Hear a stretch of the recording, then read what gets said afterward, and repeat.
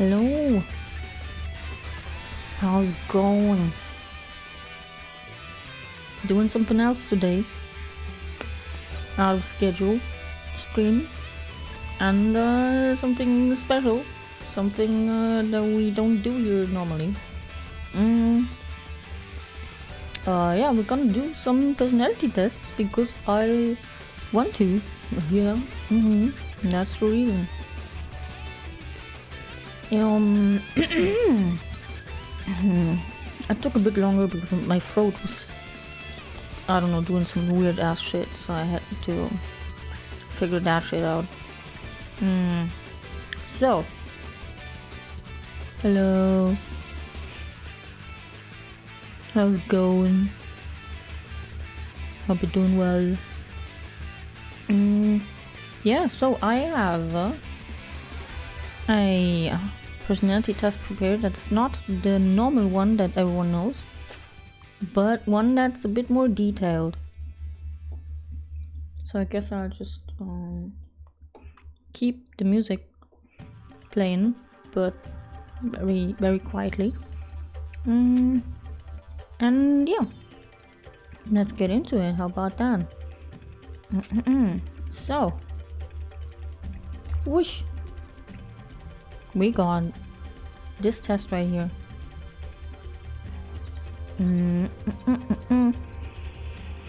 So it has 96 questions, and seems to be a bit more detailed than the one that everyone knows. So let's start with the first question. You have trouble communicating your ideas with people.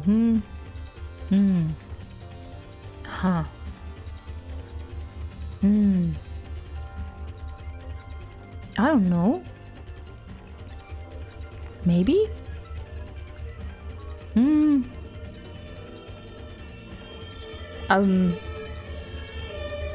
Oh my god, ambulance. I don't think so. But I don't know. I see so many possibilities that you have trouble committing to a single one.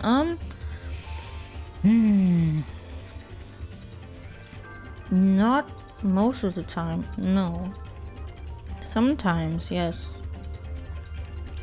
In certain situations, but most of the time, no.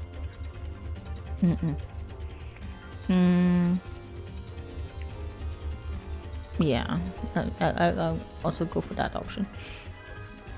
You cannot help but get hung up on small details. Depends. Depends. It really depends.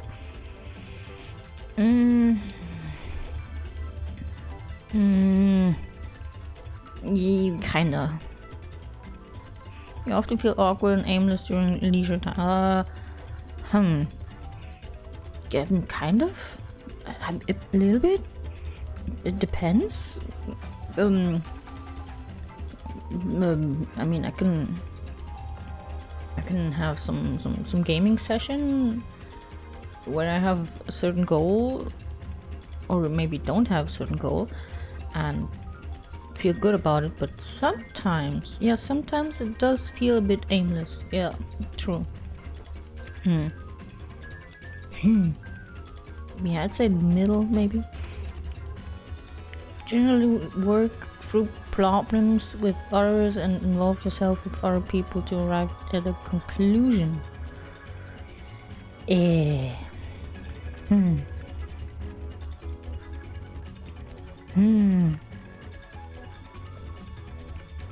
Depends on the problem. Damn it. But yeah, I do think so. I do think so. You express yourself honestly and authentically. Yeah, I do think so. You frequently have hunches or insights about the future that turn out to be correct. That will be my mom and not me.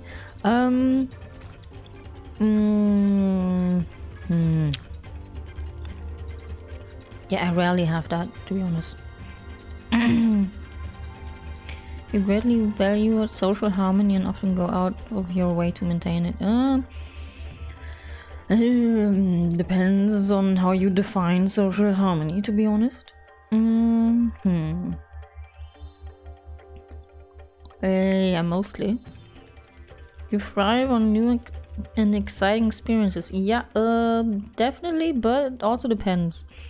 It's not. I don't enjoy dangerous things. Okay, I do not want to fucking, do bungee jumping. That's not a thing I would ever do. So, yeah. But other than that, yeah, I do think so.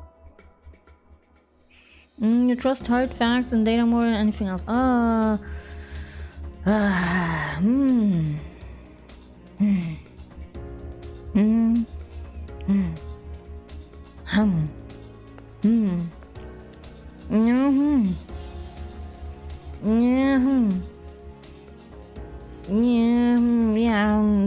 Depends. Hello. Hello, welcome, hello, thanks for the raid, hello. How's it going? Oh my god, hello. Gonna raid. Okay, thank you. I did not expect that. I hope you had a great stream. Welcome, hope you'll enjoy your stay. Just doing a chill personality test and see what comes out. So about the question, the test is all right so far. Pretty fun. Enjoying myself. Yes, I do be enjoying myself. Yes, these questions are hard, man. Like, I'm not sure how to answer that. I trust hard facts and data more than anything else. Thank you. I made it myself completely. I drew it myself, I rigged it myself. Thank you.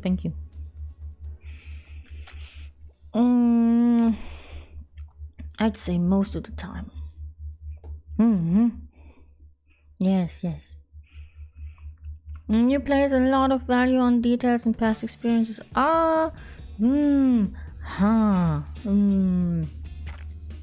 Value on details and past experiences. I guess so. Actually, I do think so.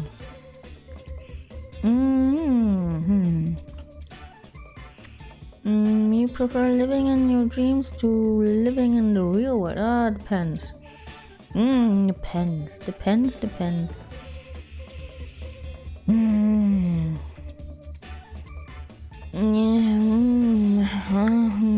That's a hard question.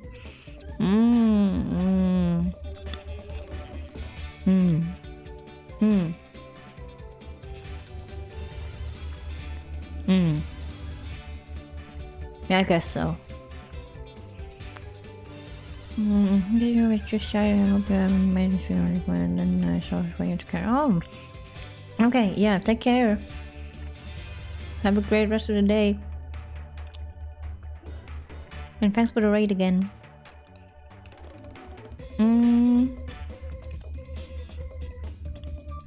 You are skilled at recognizing whether the details in front of you match what you're used to.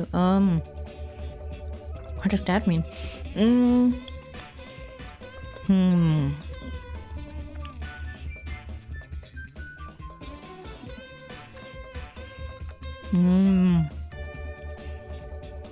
I guess. Kind of confused about that, but hey. You have trouble communicating with those who do not think like you. Yes. Clear yes. I get very confused when I'm near people that I don't understand and that don't think like me. I'm very irritated by those people. I don't know. You live in the present, not the past or the future. The present, nah. Mostly, I guess. Yeah, mostly. You're extremely objective and tell it as it is. I try not to, but inside I definitely am. But I try not to because sometimes it's a bit too raw.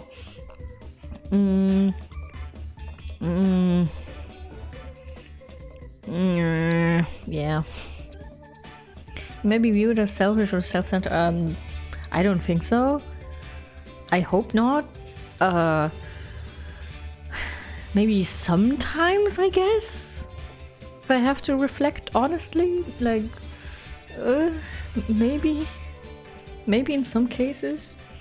Very rarely though. You have an excellent sense of direction and instantly know your way around a new place. Ha ha ha. No. No. I'm lost. I'm a lost child. You're fiercely individualistic and pride yourself on your unique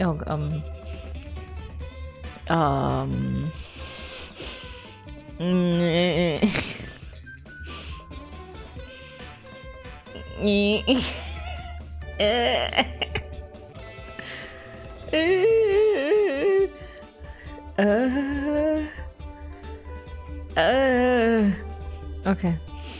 You value truth and logic more than anything else. So truth is very important to me. And logic is also very important to me. Well, I guess so, yeah, okay.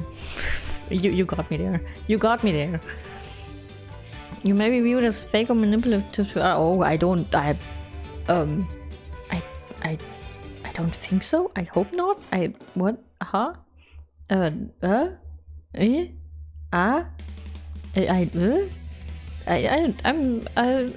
not sure. I cannot read the mind of others, you know. What the fuck is that word? Exude charisma and are usually viewed as charming by others. Charming? I already told you I cannot read the minds of others, you know. I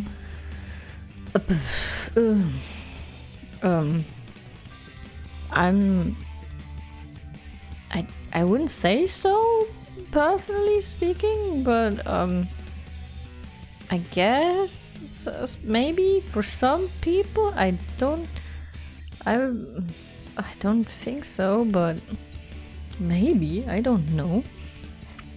You believe that arriving at a truth is more important than winning an argument? Yeah, actually, I do. You would rather sugarcoat a problem than upset someone.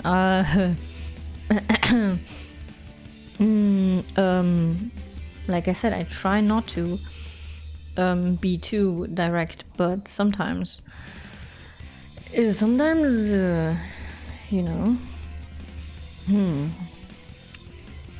Yeah, it's in the middle. Let's keep it in the middle. No.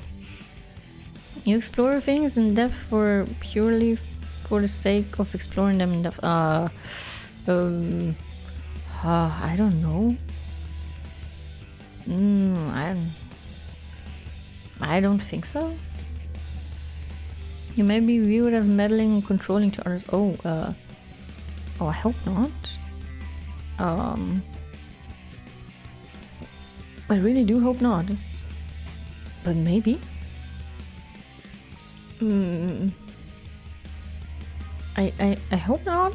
I'm not sure. I like I said, I cannot read the minds of other people. You would do whatever it takes to win a debate. No, dude. Just give me a good argument why I'm wrong, and I totally believe that. I don't want to win a debate. I just want to, you know, see which truth is factually the more correct one. You just know things without being able to consciously put them into words. Well, I wish I could, but no. I'm not sure if I ever had that, to be honest.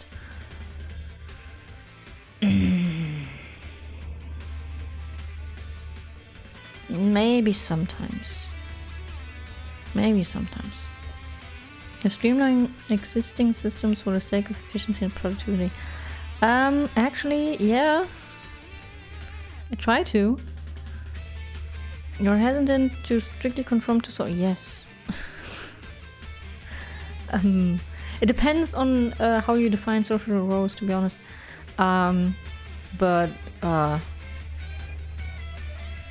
yeah, I go with the thing that feels the best for me, and not the best for society. Even though,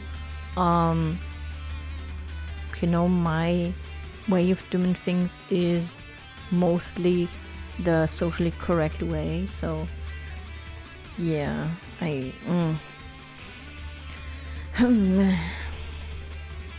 You're often the first to react to a question. What? Huh? The first to react to a question.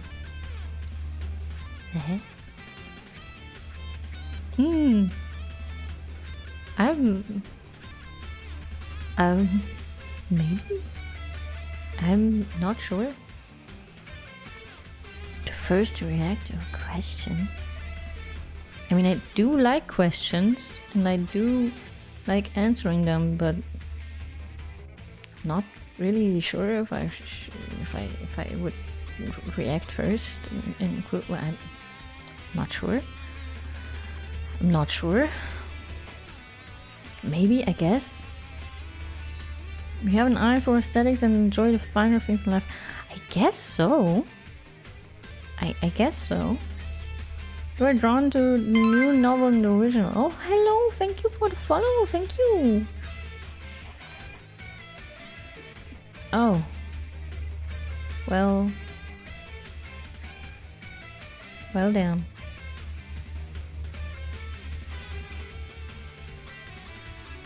Where's my chat anyways? Like, hello?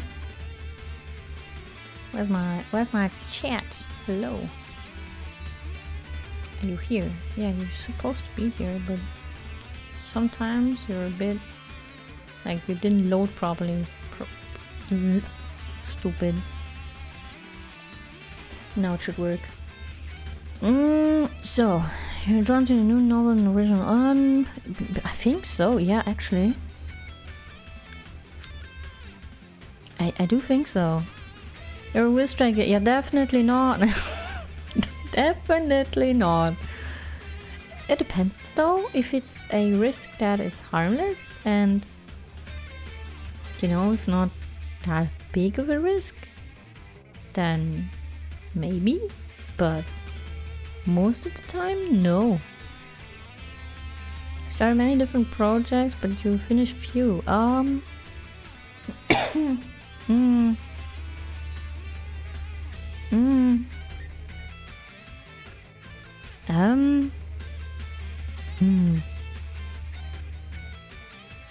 don't know. I don't think so. Rarely. I usually try to stick to them and finish them, because I do not like to have things laying around unfinished. I do not like that. You're attracted to symbolism, mysticism, and the unknown. Well, kind of. Also, not really. It's weird. It's a weird relationship. I'm not really sure. I guess maybe a little bit. You feel as though your insights often go misunderstood.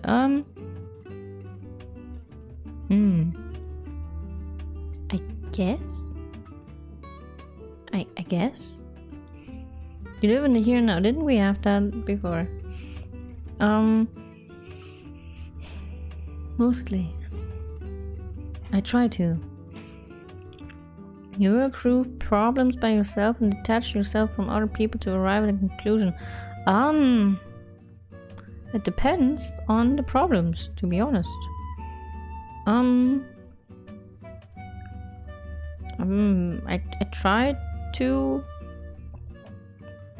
I try to ask other people if I have the possibility, but it's not a given. You become super upset when you're care for others go unappreciated.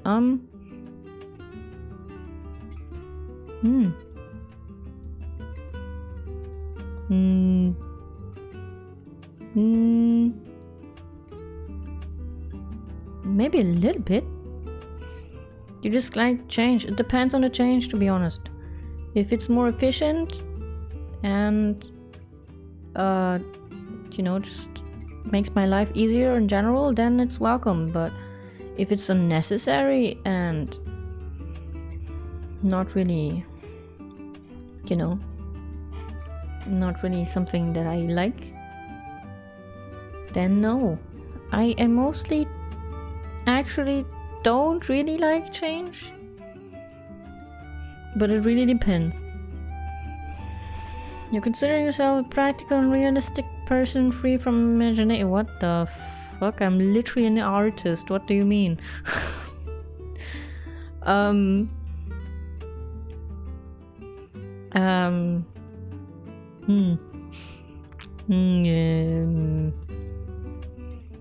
Practical, realistic person free from imagination.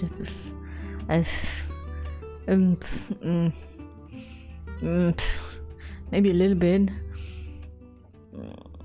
Yeah, maybe a little bit. You have a tendency to go off topic in conversation. No, that would be my wife, not me. I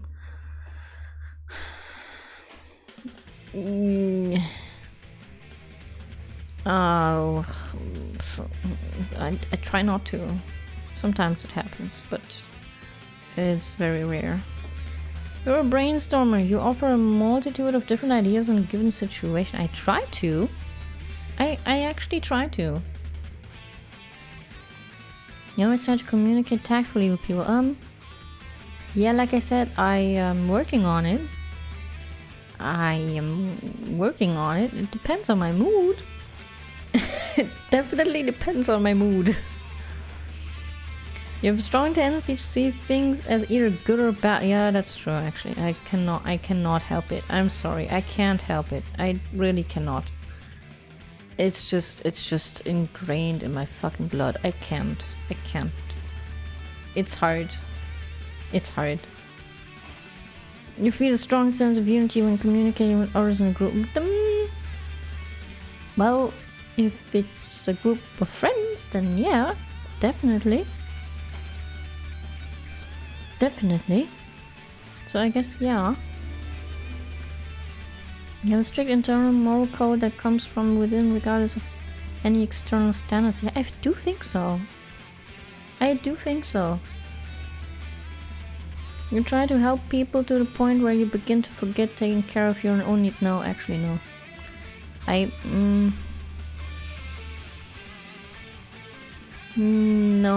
No, strict no.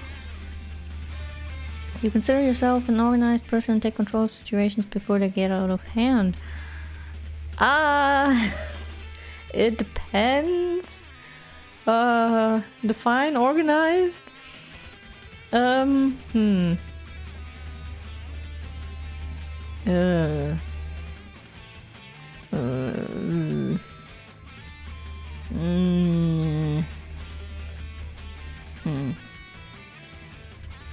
Not really sure.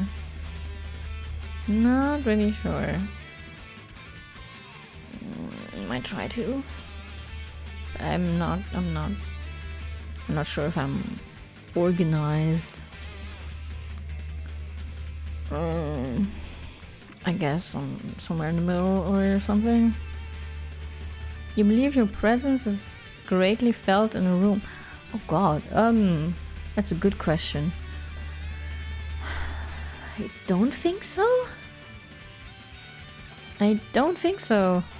But maybe, you know, other people feel a different way, but I personally don't think so. I think my presence is pretty average. So, yeah. You find yourself agreeing with those who claim that the end justify the means.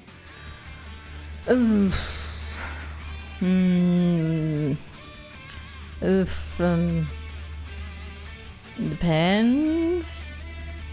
Depends. It really depends. depends. Hello, Rico. Wow. Hello. Hello. How's it going? It places a great amount of trust in a mysterious and unconscious world. What the fuck does that mean? Yeah, no, you know, how can you trust something that is mysterious and all of that? That's a bit, I don't know. I don't know. I don't know. I don't think so. I don't think so. You value inclusion and try your best to involve everyone in the group. Actually, I do. I always try to, but sometimes it's hard. Sometimes it really is hard, especially if I don't like that person.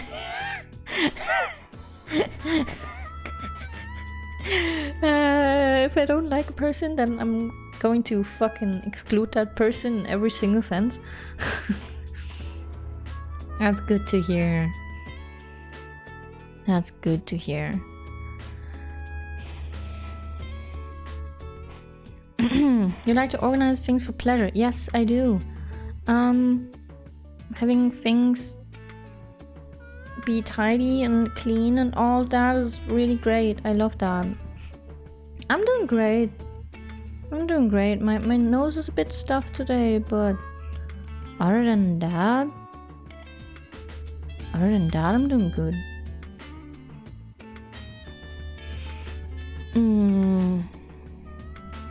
You take on subjects with a burning interest only to drop them once they no longer feel new to you. No, that's my wife, not me. But I do have a tendency to do that, but it's not like it's not as bad as my wife, because she's like, she binges a game, binges a series, just fucking rushes through everything for 2 weeks and then drops it every single time. That's exhausting. I don't know how she does it.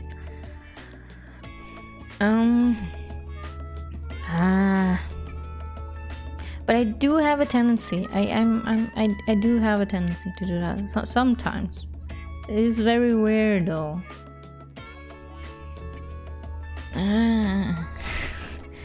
You may be seen as reckless and unknowingly hurt those around you. I hope not. I hope not.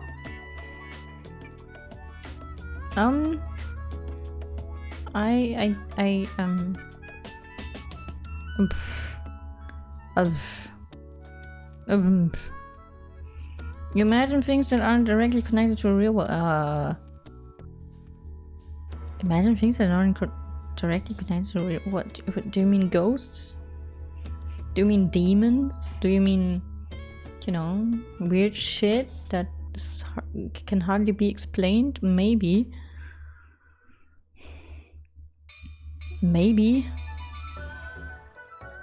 I do think that those things could exist.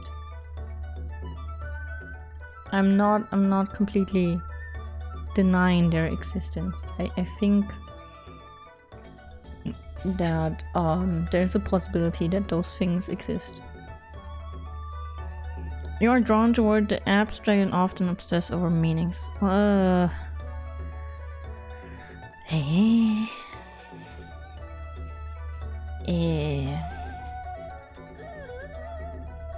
Maybe? But obsess is such a hard word though. Yeah, it's not really obsess, but more like it's a fun thing to do, you know, like horoscopes, for example. That's kind of fun to believe in that, but you know, it's obvious that they're kind of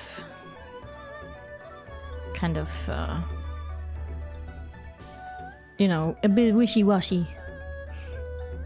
You're able to manipulate conversations by reading others' body language. I sometimes do that.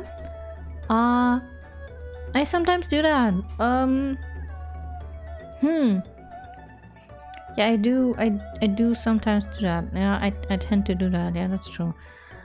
But I don't manipulate them though. I just how can you say that? Manipulate is a hard word though. I guess it's just if I notice someone is uncomfortable, I stop with whatever we're doing. That's the way I would read into that. You're described as stuck in your ways. Well, in some matters, maybe. In some matters, maybe. I guess somewhere in the middle. You may be viewed as whiny or depressed. No. No. Please don't call me that.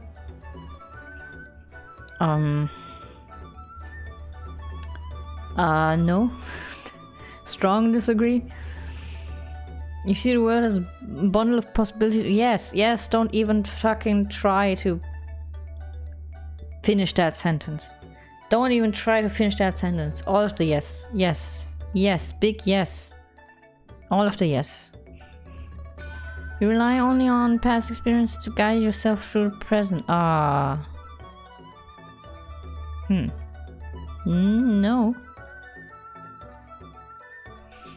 No. No. No. No. No. No. No.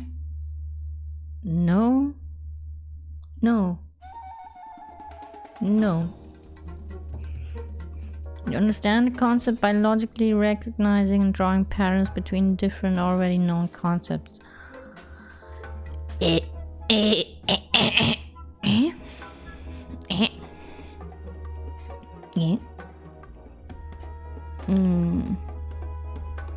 Maybe, I guess.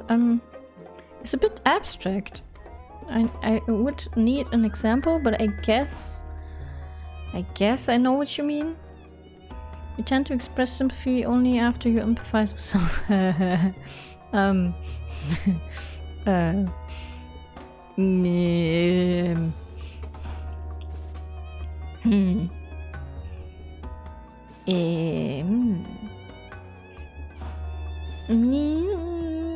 No, I don't think so. There are other things that could also trigger my sympathy, you know. It's not only empathy. You feel as though you are one of the only true nice people left in this world.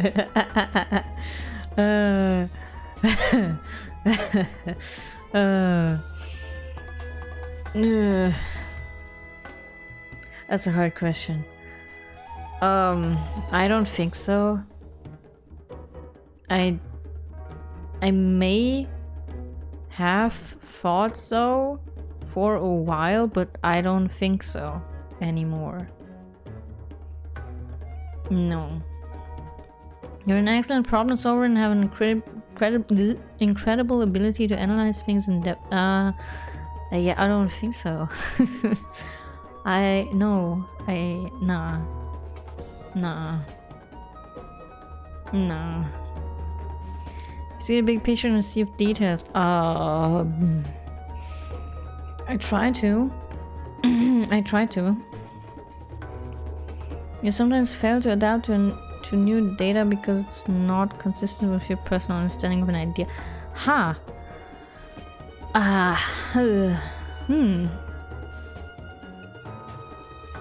Yeah? Yeah? Oh wait. Yeah? So you have an uncanny ability to recognize others' needs. I wouldn't say so, but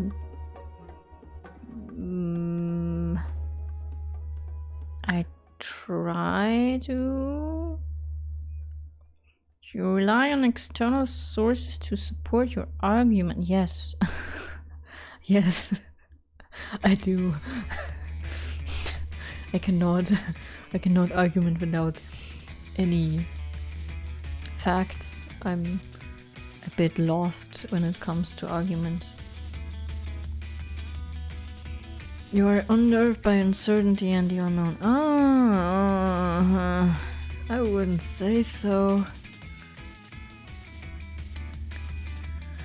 Maybe. Wait.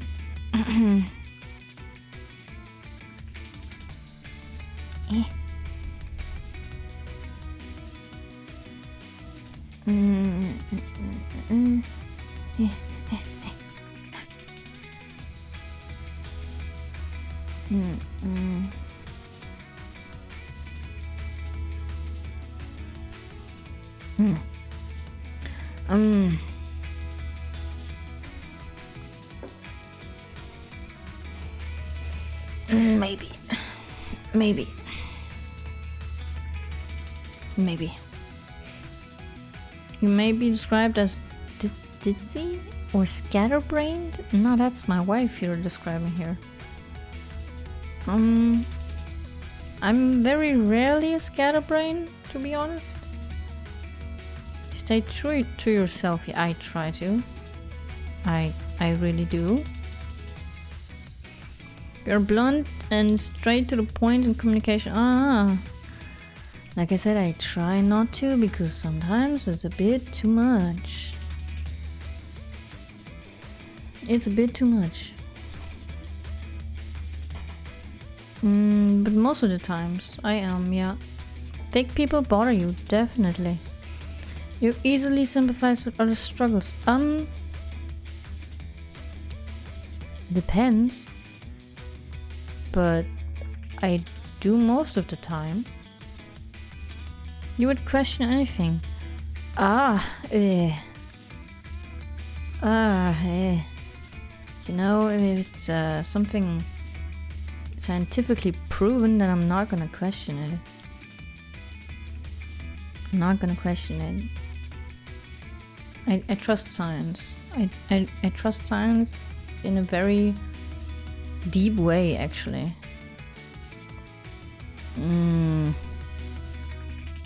Yeah.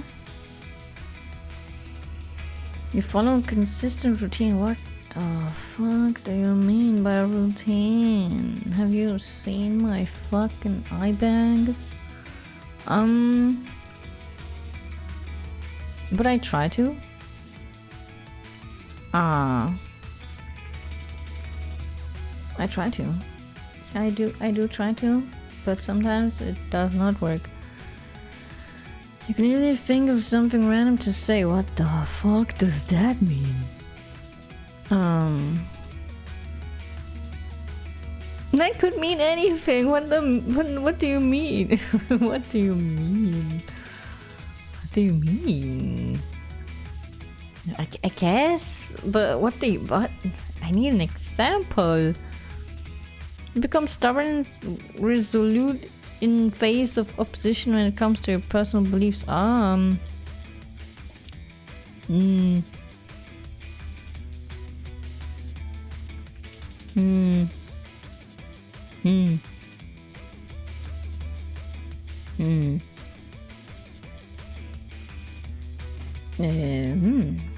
That's a good question. Maybe sometimes. Sometimes. Greatly value tradition and duty. No. I don't think so. I'm not sure though. Maybe in some cases. You've been consistently logical throughout your life. I try to.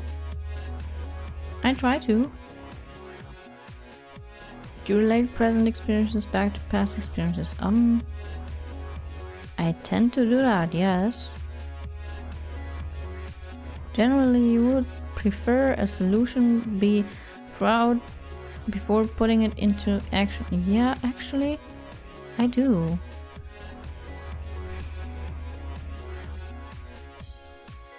very thorough. Thorough is that word. Follow.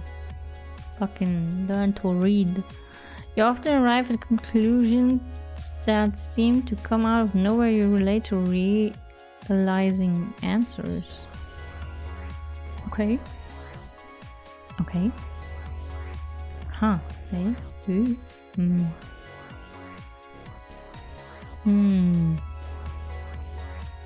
That's a weird question. If you can even consider these questions.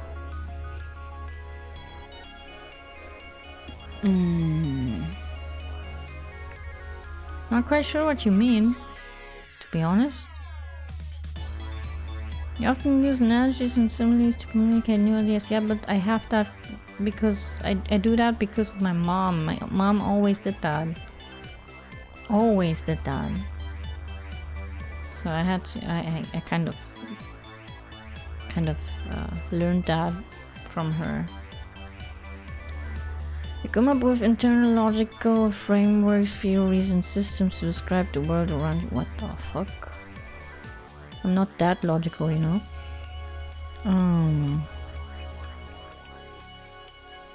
No, but I tend to believe systems that other people came up with that could describe and, you know, explain some things that are a little bit unexplained, but I always try to stick to the scientific facts and see if that theory makes sense or not. So yeah. You consistently set yourself on goals and objectives. I try to. Because I would otherwise feel a bit lost in my life. I find it difficult to concentrate on a single subject. And it depends on the subject. It really does depend on the subject.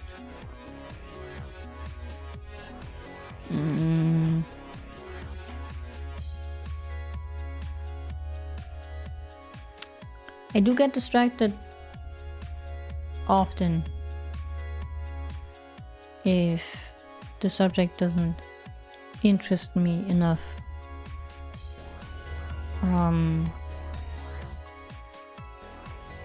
But if I do find it interesting, then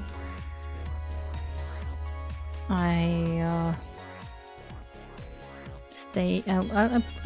usually stay concentrated. It's hard sometimes, but oh wait, no. Here. Yeah. You absorb information from the outside world without additional processing. What the fuck does that mean?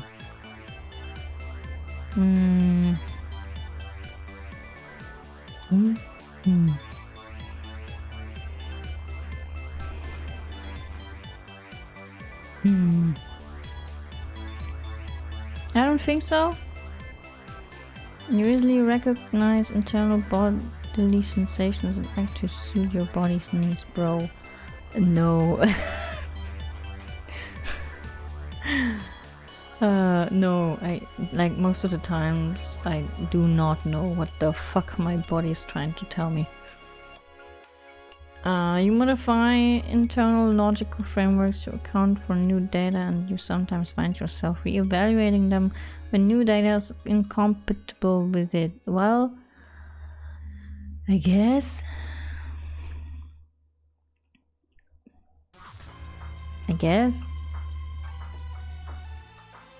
Not sure. You often use metaphors to communicate new ideas. Didn't we have that before? Yes. Actually, strongly, actually.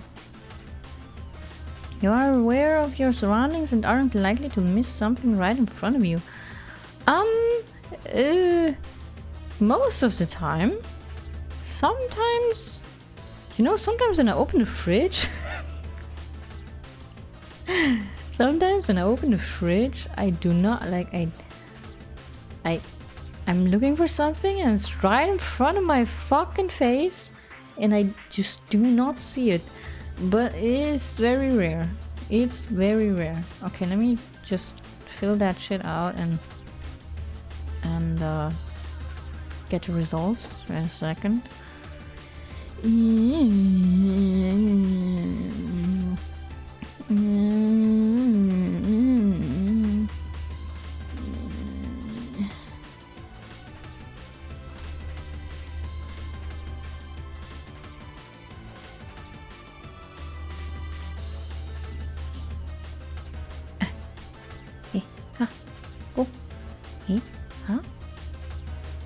Oh, wait a second.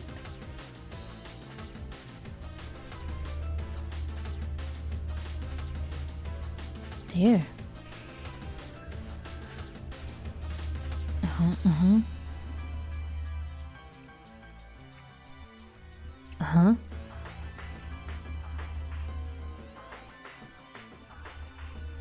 Uh-huh.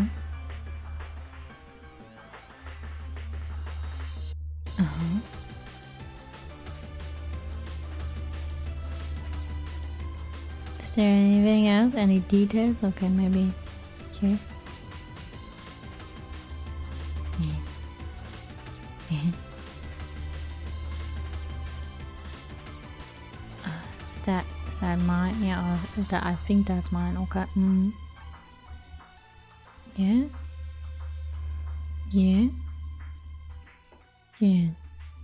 You began developing your thinking from an early age, organizing your internal world quietly and deliberately, actually. Hello! How's it going? You paid close attention to matters of logic and reason, searching for clarity and reasonability in the rules you had to follow. Yeah, about that, we don't talk about that.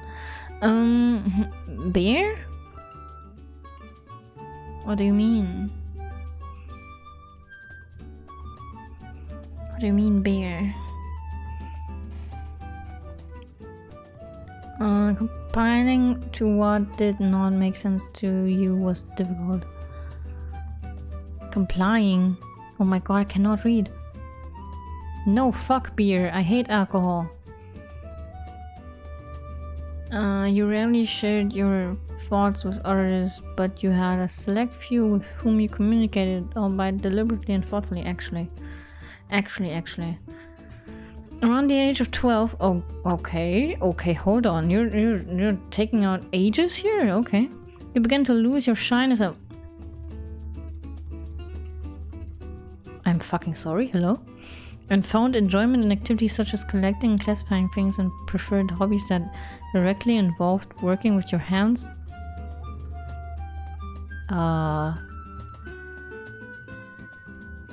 I don't think so. Such as sewing, carpentry, what the fuck? Or playing an instrument. Okay, hold on, bro. What the fuck's wrong with you? I literally do not drink alcohol, and I will never drink beer. I think beer is fucking disgusting. And no, I will not fall into that pit because my life is actually great.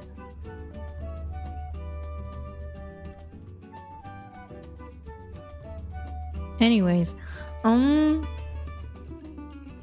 your ability to handle practical matters drew you to responsibilities involving managing efficiency, and you could show a great deal of focus doing them. What the fuck do you mean? Yeah, I don't think I did that with 12, to be honest. At 20, you began to discover your readiness for creativity. Yeah, no, you're a bit off about that, you know. I did that way earlier.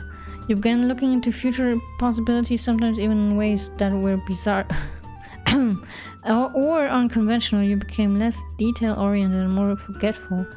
Forgetful? No, the opposite, actually. But you also found yourself more interested in the potential than the actual probing inwardly, and even daydreaming to find your imaginative side. What the fuck do you mean? Let's try you. Okay, no, you lost me on that one. You lost me on that one. You definitely lost me on that one. Well, I'm sorry to hear that. I'm very sorry to hear that. And it's allowed to make reason out a world of directives passed down to you. What the fuck does that mean? Reluctant to follow orders unless you agreed with the logic behind them. Yeah, actually. Your decisions were guided by logical thinking detached from any need to please those around you, and fairness took priority. Yeah. While you rarely did what you did not want to do, you maintained a strong sense of fairness that led you to the right thing. Going to adolescence, you turned to the development of intuition, looking inward as you expanded your sense of imagination. Yeah, that makes a bit more sense. This phase was marked by less concern for external management and a greater interest in internal exploration, sharing plans and goals with others. Though you may have seen yourself as forgetful and impractical, yeah, definitely in that time, those peers who were most grounded could have been surprised by your down-to-earthness. Actually, they did say that sometimes. You may have surprised yourself with a turn outward toward the present, a departure from a future-oriented disposition that employed the internal imagination to focus on the immediate present. New interests began to arise: sports, handcrafts, musical instruments, none of those. And you shared them with others. Actually, just drawing, maybe. If you said drawing, then yeah, definitely. You found yourself now valuing tidiness, punctuality, and accuracy, which had once been impossible for you to manage. I guess? Maybe?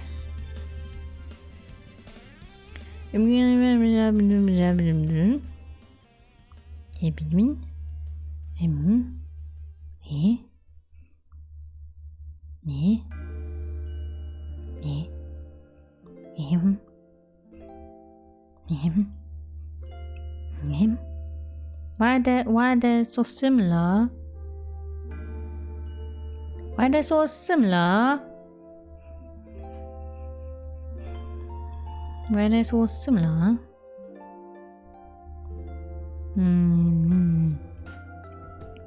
So this one is pretty accurate.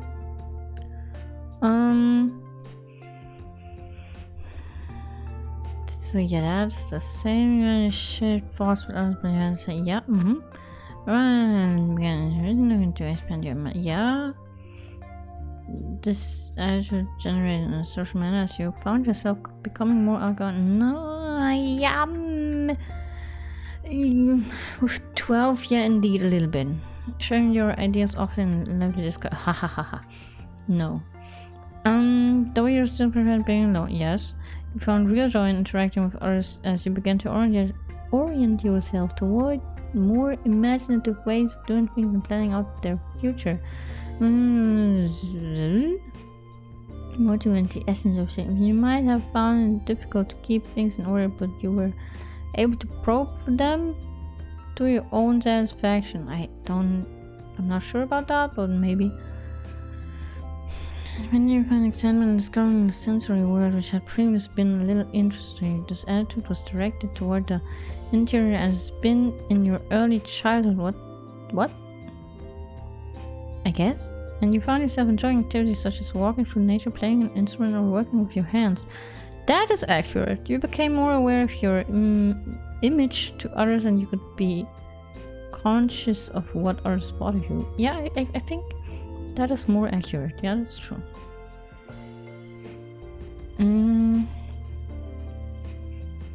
So as a child, you enjoyed experiencing the physical world around you, watching, listening, and touching. As you developed your relationship with the sensory, you discovered personal, internal connections to nature. Yeah, I don't think I did that as a child. Or did I? Wait a second. No, I did do that. No, I did do that. I did do that indeed. Now that I think about it.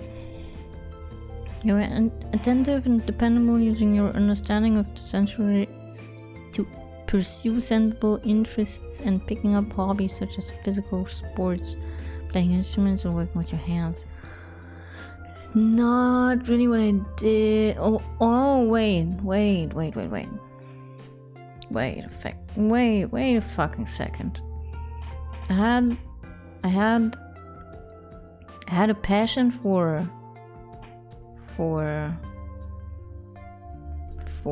clay.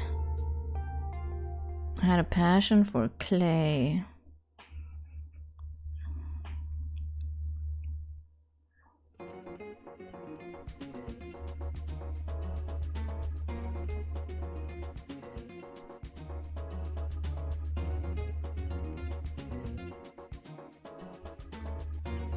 I had a passion for clay.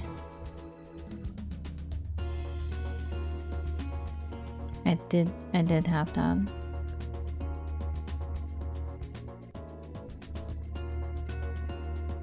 I did have that. Wait, I mean.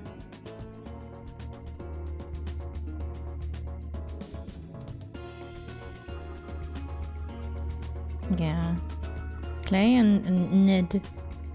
It's especially played with Ned all the time. So I guess that's kind of accurate. Around the age of 12 you began to develop your thinking and greatly valued logicness and truth. Yeah, that's true. That's true. Mediating justice and fairness, you found yourself able to emotionally detach yourself from tense situations and bear roles of responsibility. Yeah, I guess. Your orderly objectivity in approaching problems came off as surprising. I'm not sure. Especially among your peers who assumed you simply had difficulty in expressing your feelings. Yeah, I'm not sure about that. But maybe. With time you became more attached to your feelings, more compassionate, subjective, and perhaps even more easily offended.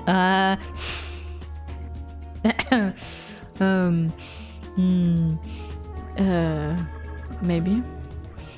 This will turn back inward in your life. Decisions previously made solely through reason were now driven also by sensitivity to others' feelings, and your personal values helped guide you through them. Your feelings may not have been expressed outwardly, my god, but their depth was felt in your decision making. I guess so.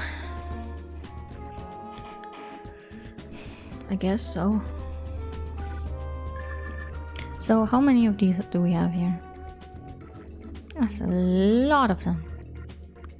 That's a lot of them. That's a lot of them. There's a lot of them. There's a lot of them. So are they just there are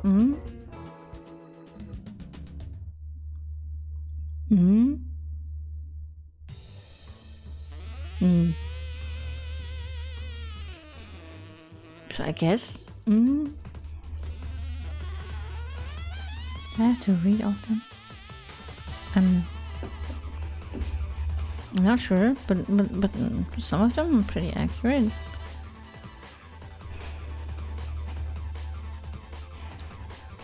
Some of them are very accurate.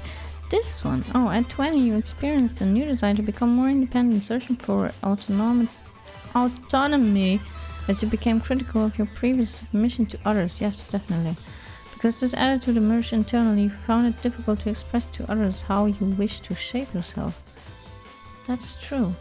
And they may have been surprised or offended by the change. I'm not sure about that.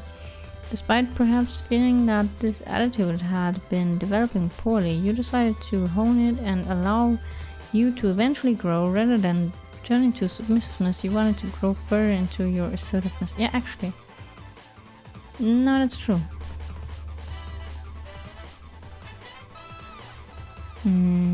That's true. That is true. Your own child. Okay, this one is funny. In your early childhood, you were drawn to develop your inner sense of creativity. You might have had an imaginary friend with whom you spent time in dreamy silence. Few close friends were allowed to share with you your world of imagination. You were a big daydreamer, and teachers constantly reminded you to pay attention. You don't remember the details of this time period very well, as they had not piqued your interest then, but you do remember the atmosphere and ambience of the feelings you had felt back then. I did not have an imaginary friend, but sometimes I wish I had. Because I think that, especially how it's described here, it would have been a great time.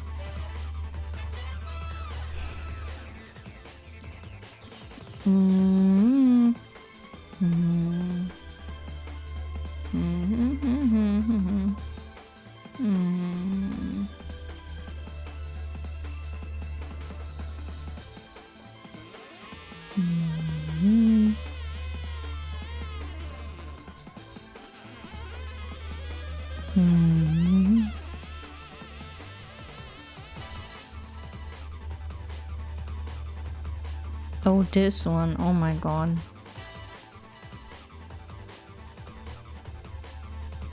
Wow, this one is hardcore. This one is hardcore. That one hurts. That one is a big ouchie. That one is a bit too much. But this is not really true. Like this part here. That's not really true. But everything else is kinda accurate in here.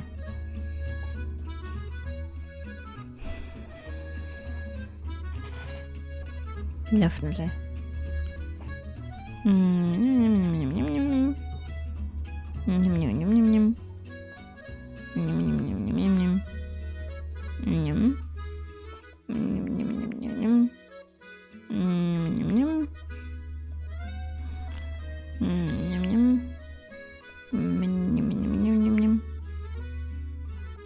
So I guess these results are all kind of a mix of everything that you could be, which is a bit vague, but I guess I see the reason why.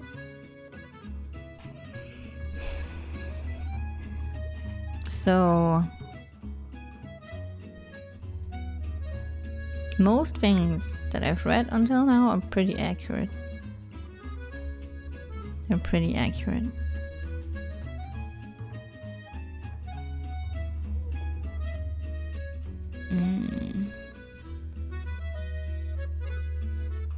But 12 is a bit early. My you know, phase of becoming more outgoing was a bit later. 12 was still a bit shut in. Had that outgoing phase, I think, in my teen years sometimes. I don't quite remember how old I was. But I was definitely in my teens.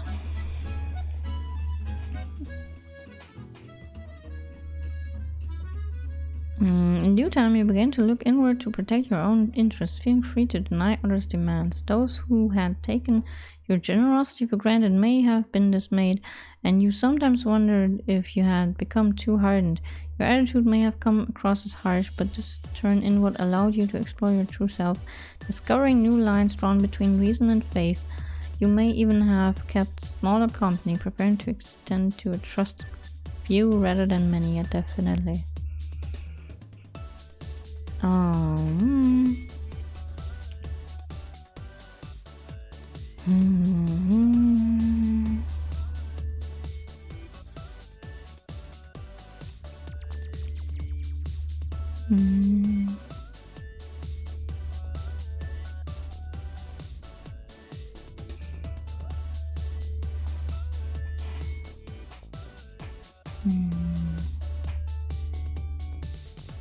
But yeah, most of them are pretty accurate.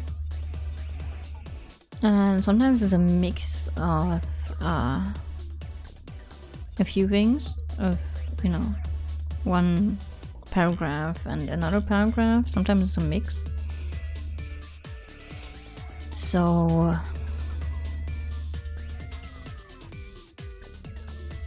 you're friendly, outgoing, loving in your childhood and wish to please those around you. Haha.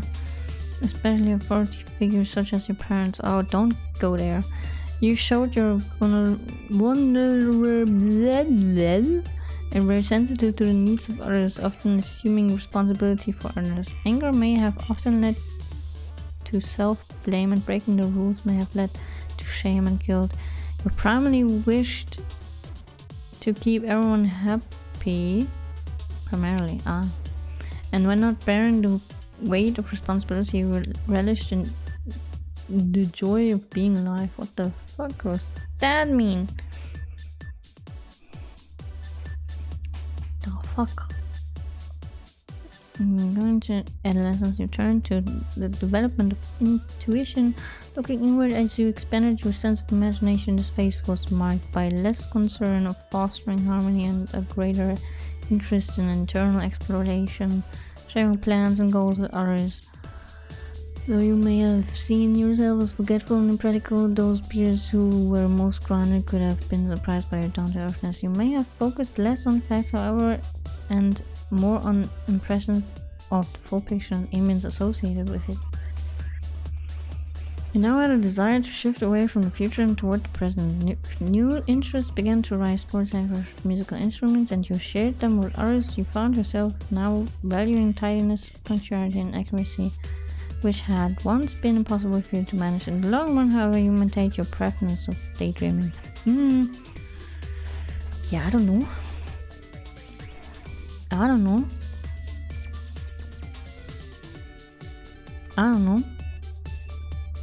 But yeah, so most of them are pretty accurate.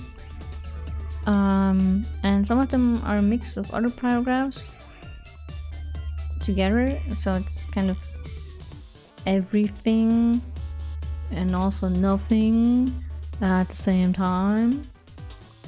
So I guess it's a mix of everything, really. Yeah, right. It's a bit vague, but what can you do, right? Like, you would need 100 million questions to get that kind of right. But yeah, most of them are pretty accurate. And I do think that some paragraphs fit more than they should because of external reasons. Let me just phrase it that way, because I'm pretty sure I would have been a completely different human being if my surroundings weren't the way they were. So yeah, and yeah, so I guess it also depends on how you were raised and stuff, and your surroundings and all of that. But that's a factor most of the time. It's like 50-50. 50% is your own being, spiritual, whatever fuck, and the other 50% are your surroundings that shape you as a human. So yeah, let me find the test that everyone knows. Wait a second.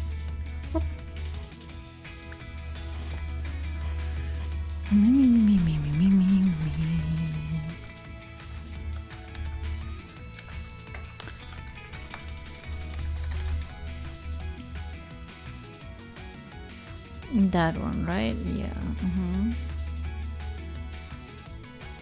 Okay, cool. Because we still have time. It's still only 1 hour in. So let's also do the test that everyone knows. Whoosh. Let me move myself a little bit here. Okay. You regularly make new friends. Ha! Ha! Ha! Ha! Depends.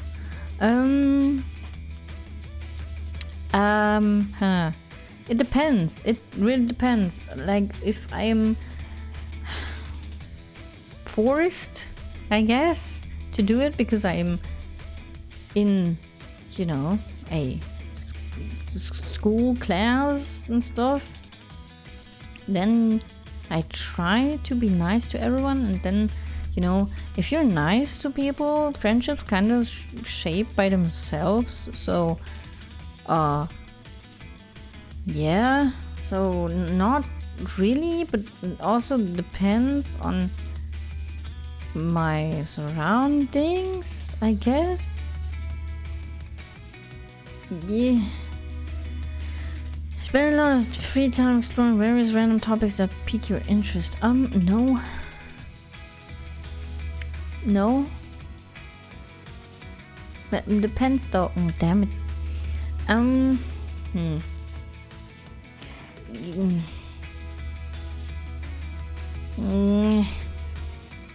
Seeing other people cry can easily make you feel like you want to cry too. Ah. Huh.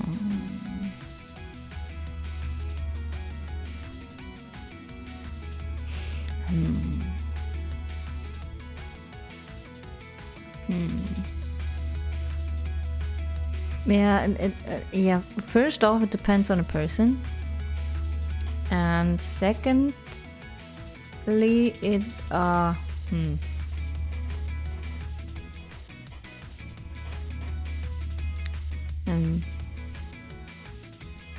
okay. So okay. Let's just pretend I don't know that person. Okay, let's just pretend I don't know that person. I guess you have to make a backup plan for a backup plan.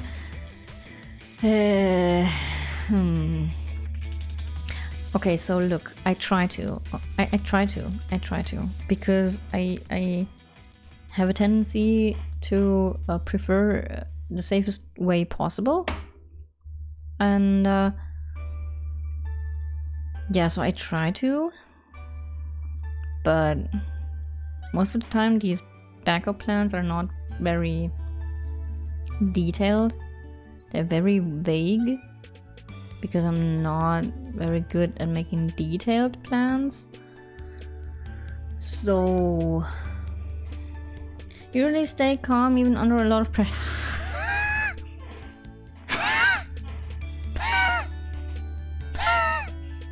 Are you kidding? Bro, have you looked at my fucking face? No, I get a funky mental breakdown.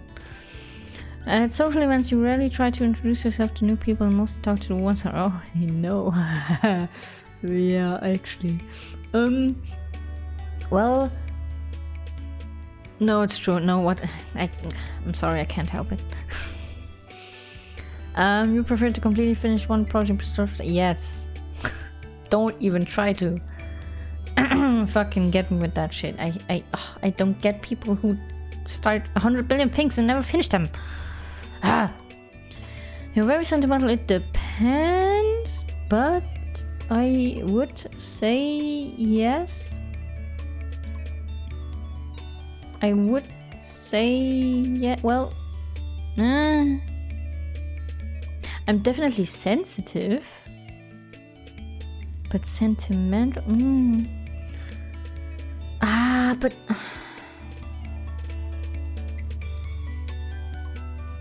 it's hard not to take my trauma responses into consideration. But I guess I would be. Yeah. You like to use organizing tools to schedule, like schedules and lists. Well, I do have a to-do list on my desktop because I cannot live without it because I get lost if I don't know what to do in a day, you know. I need a plan. Not like very detailed, but like just maybe 1 or 2 tasks that I want to finish that day. That's how my to-do list looks like. Just 1 or 2 tasks, maybe a bit more, it depends, that I want to finish on a certain day, and yeah, that's all. That's how my to-do list looks like. It's not bigger than that, it's not more detailed than that, but I do need that to know what goal I have every day, you know?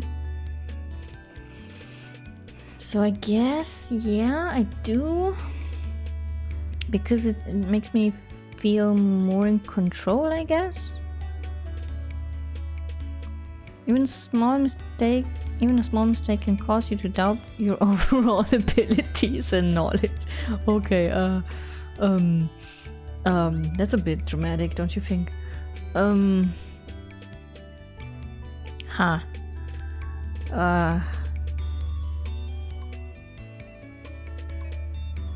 I don't think so. But I also can't think of a situation where that happened. It sounds a lot like my mom, to be honest. She tends to do that. She's like, every time she does a mistake, like a big mistake, she's like, she goes into a very weird mental state afterwards. It's very scary, I guess. One time, to make an example, she forgot her monthly ticket for the regional, train and bus transport and stuff, and she always had it with her. Like she always took everything she needed when she went outside. And the fact that she forgot it and had to pay the fee shook her so much that she was mentally AFK for 2 weeks. Like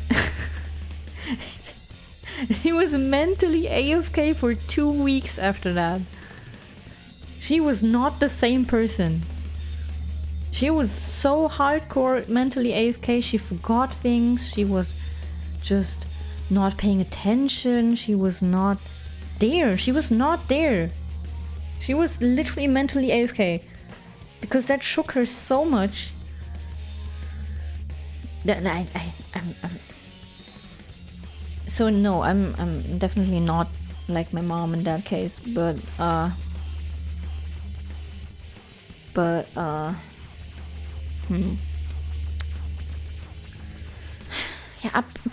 I don't know. I can't think of an example where that might have happened to me,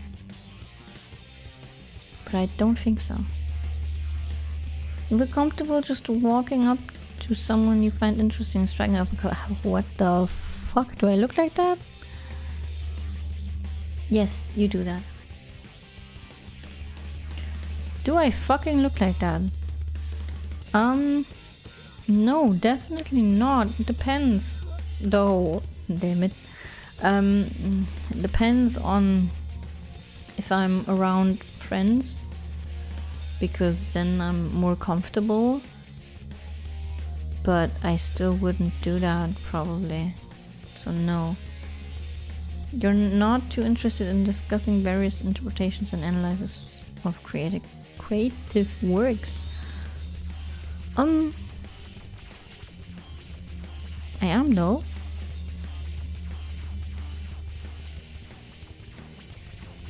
And you're more inclined to follow your head than your heart. Depends on the situation.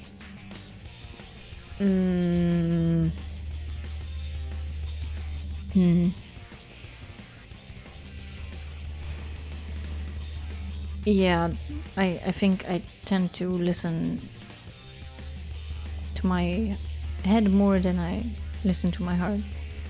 Usually prefer just doing what you feel like at any given moment instead of planning a particular daily routine. Yeah, no, I need a routine to function. Otherwise I get lost. I have the feeling that I have no purpose, you know? I don't know why. It's weird. Sometimes doing spontaneous things is fine, but most of the times it's just it fucks with my head. I cannot. You rarely worry about whether you make a good impression on people you meet.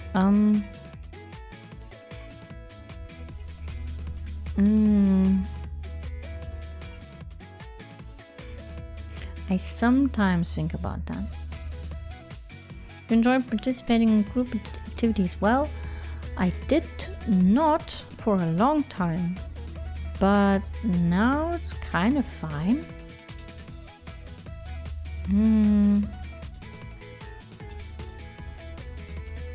I do prefer doing things alone though, still. Because, not because I don't like other people, but because I think that it's more efficient to do things myself, because then I can make sure that the outcome is how I want it to be. You know, like it's the perfectionist talking again, because I have a certain vision when I do things, and other people could maybe, you know, interfere with that. It's been a while. I hope you're doing awesome. I was like, yeah, I am doing good. How about you? So I guess yeah, kinda. You like books and movies that make you come up with your own interpretation of the ending. Yeah,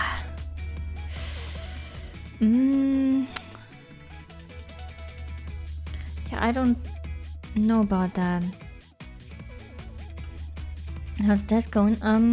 Pretty good. Questions are hard, man. I swear to God, sometimes I don't know how to answer.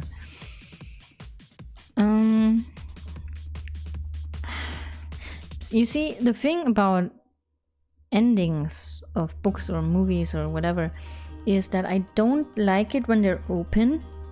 I need a proper ending. And I also don't like it if the ending is bad. Like, give me a good ending, please. It doesn't have to be very good. It can just be satisfying. You know, it could just be okay, but give me a proper ending, please. So yeah, I'm not really sure if I like this, to be honest.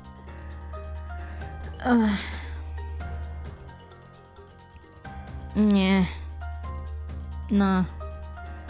Your happiness comes more from helping others accomplish things than your own accomplishments. That's a good question. I'm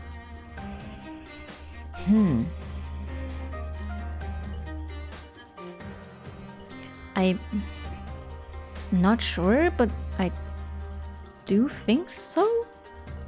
I think so. You're interested in so many things that you find it difficult to choose what to try next. Yes, actually. Yeah, sometimes it's hard. Sometimes it's hard to prioritize things. Sometimes it really do be like that.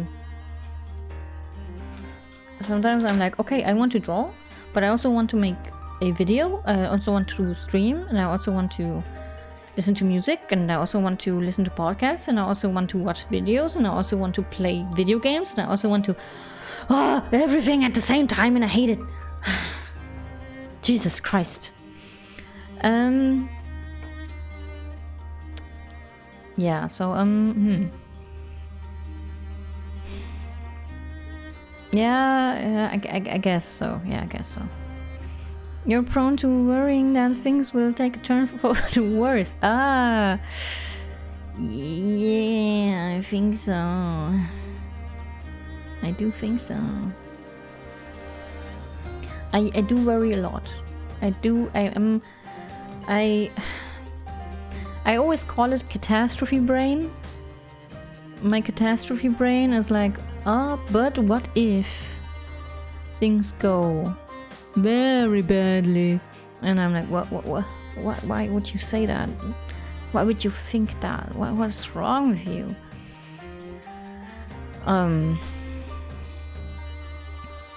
Yeah, I think so. It's hard to answer.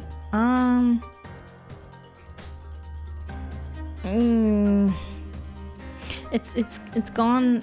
It has improved over the years. It has improved. It has been worse at a certain time, but it has improved. So I guess kind of a little bit. You avoid leadership roles in group settings. That's a good question.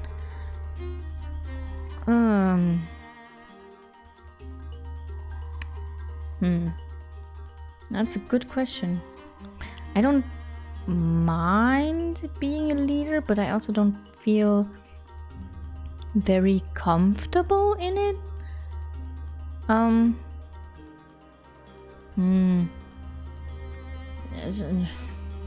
guess it's not that bad, but it's also not that great. You're definitely not an artistic type of what the fuck? I'm literally an artist. Hello. Literally hello. Literally made my model myself. Like come on. You think the world would be a better place if people relied more on rationality and less on feelings? Oh wow.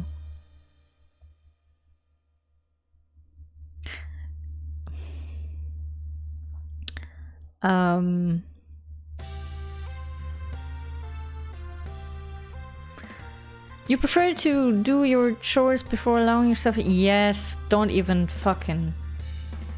You enjoy watching people argue? No. Who does that? What? Hello? You enjoy watching people argue? Hello? Hello? Who the fuck? I am actually confused now. What? What? Who does that? Who does that? Who does that? Honestly.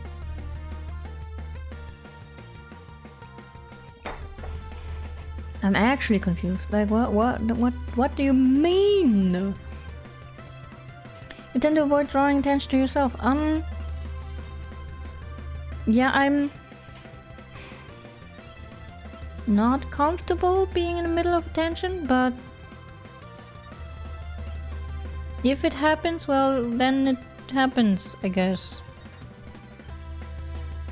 Your mood can change very quickly. Yes, depends on what is surrounding me, what is happening, what person is near me. Yeah, it depends on various things. But if those various things happen, then yes, my mood can go from 100 to 0 very quickly. That's very true. You lose patience with people who are not as efficient as you.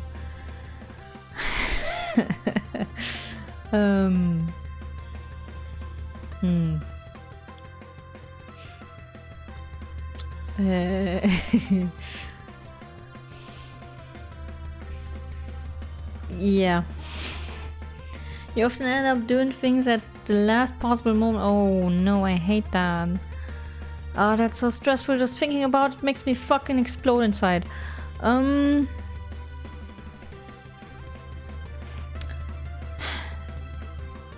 No, I try my hardest to not do that.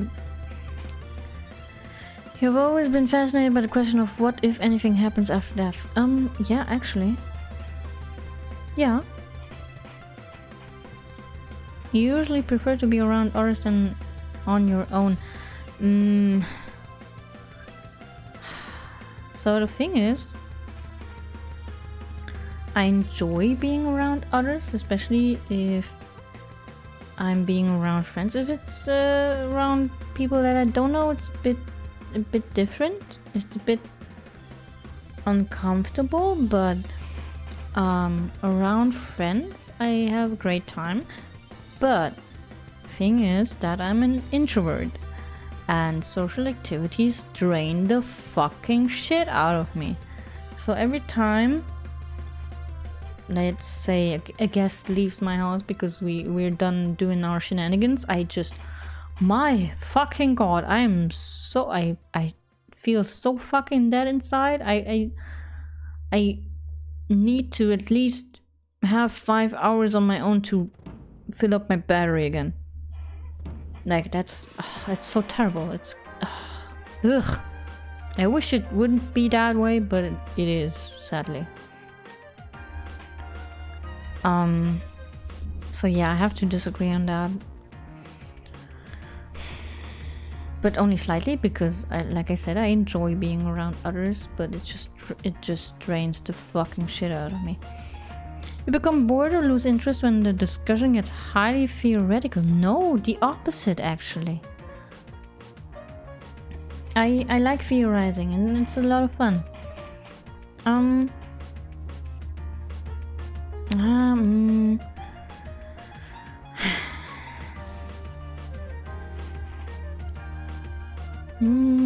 Here. I find it easy to empathize with a person whose experiences are very different from yours. That's confusing because it's actually the opposite. No, it's pretty much the opposite. No, I find it easier to empathize with people who have similar experiences. Usually postpone finalizing decisions for as long as possible. I try not to. Procrastinating is a very toxic trait. I try to not, let it get the best of me, because it's just, you just do more damage to yourself if you procrastinate. So no, I try not to. You rarely second guess the choices that you have made. What? Wait, that's the wrong one. I do that pretty often. Well, not that often, but like sometimes. I do that sometimes. After a long and exhausting week, a lively social event is just what you need. Do you enjoy going to art museums? So I may be an artist, but damn, museums are so fucking boring. It depends on the things that are in them though. But most of them are so boring. Art museums, they can be entertaining if I make them entertaining. Like if I am in the mood to get into it and look at everything and all of that, but that's very rare. Yeah, it depends on the museum, but I guess I would. You often have a hard time understanding other people's feelings. No. No, I don't. No, I don't.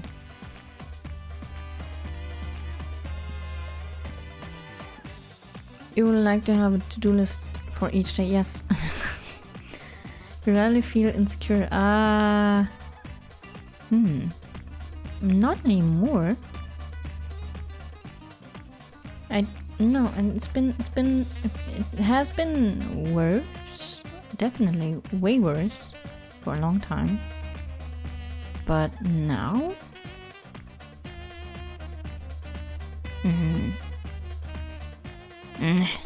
you were making phone calls.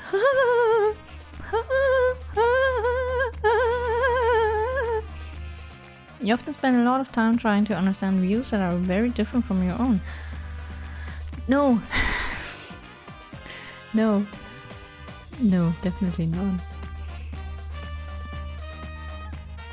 No, views that are different from my own are very foreign to me, and I cannot understand them. Like period. Like I try to get, you know, into the mindset of people who think so very different, but it's hard. I can't. Like most of the time I just can't. It's very hard. In a social circle, you're often the one who contacts your friends and initiates activities. Well, with my current friend group, not really. We're all kind of even, but I try to be the one because I care, I guess. So yeah.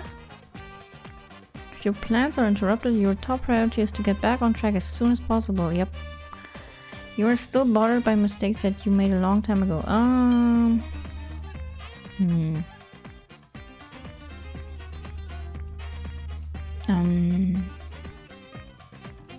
Depends on the mistake. Definitely depends. Definitely depends on the mistake. Yeah. Now that I think about it.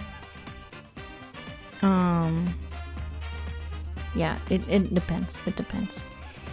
You rarely contemplate the reasons for human existence or the meaning of life. I do that sometimes.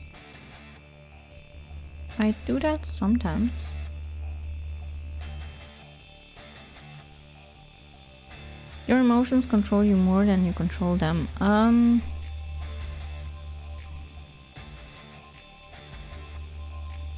If they're getting out of hand, yes. But I try not to let them get out of hand. So no. You take great care not to make people look bad even when it is completely their fault. That's a good question.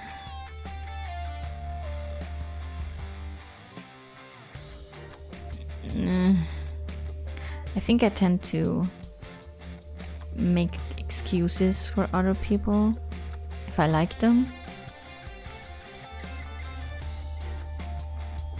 Yeah. Your personal work style is closer to spontaneous bursts of energy and organized and consistent efforts.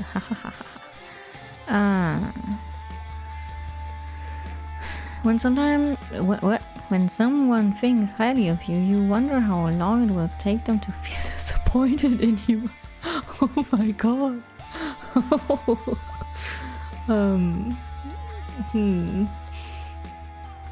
Oh my god, Jesus.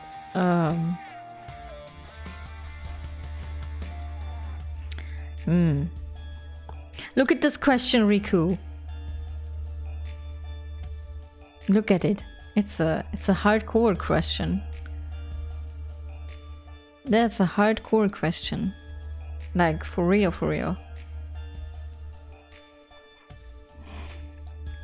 Like, wow.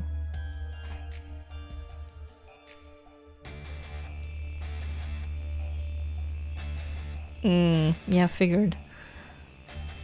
Yeah, I'm not sure if I do think that myself.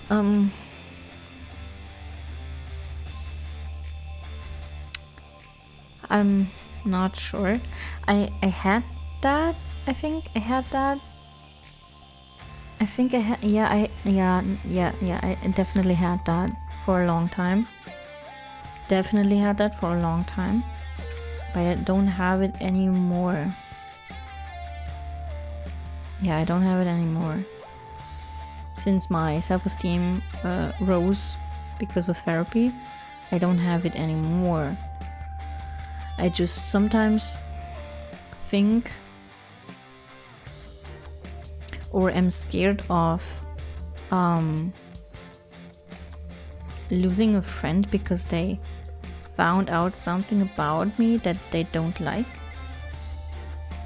So that's what is in my mind more than just questioning why they like me. It's more like a what if they find something about me, like I don't know, my political view or something that they don't like, and then they don't want to be my friend anymore.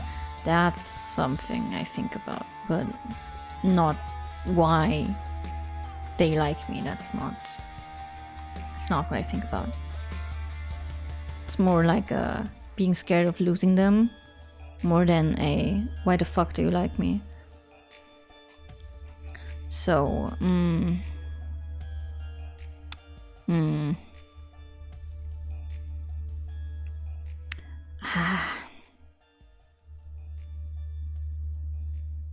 no.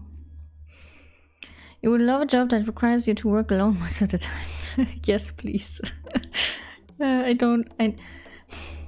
Okay, come on. Like, it depends. Okay, it depends. Like, if I could choose a job where I'm around my friends all the time, like have a personal space, but outside of that personal space, like when I open the door, there are the personal spaces and all of that of my friends and stuff. Like, yeah. With that conversation, there can hardly be anything I could find about you that would make me not like you anymore. Well, I believe that, actually. I do believe that. And I do feel the same. I can't really think of anything that would make me dislike you. I think. It has to be something very extreme. But I don't think you would do any extremely questionable things, you know?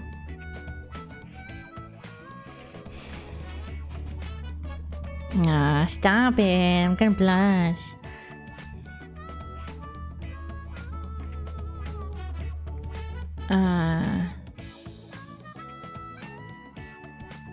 Yeah, back to the question. I'm getting distracted here.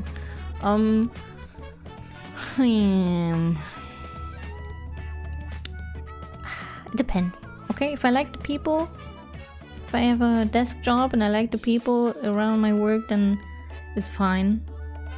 Because I don't have to see them all the time because it's a desk job. I'm alone in my bureau and just chilling.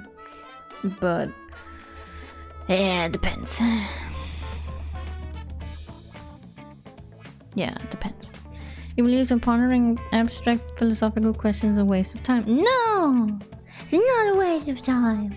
It's fun. Okay? It's fun. It's fun.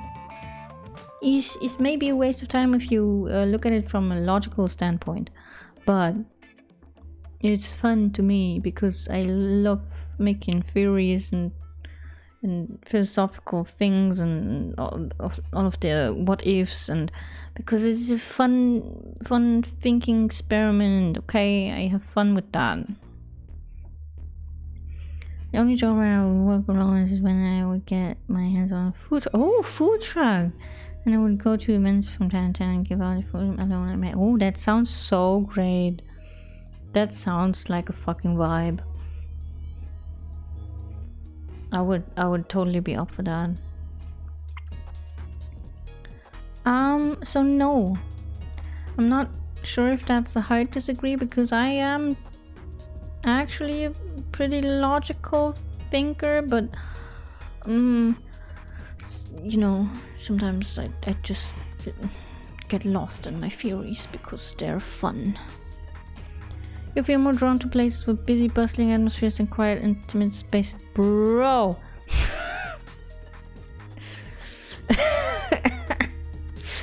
You know at first glance how someone's feeling. No. Some people are just not transparent enough for me to know.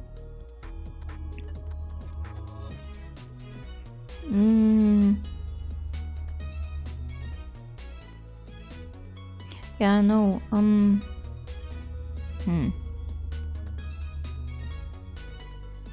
And sometimes I don't even care as much. It's a bit, and it might sound a bit,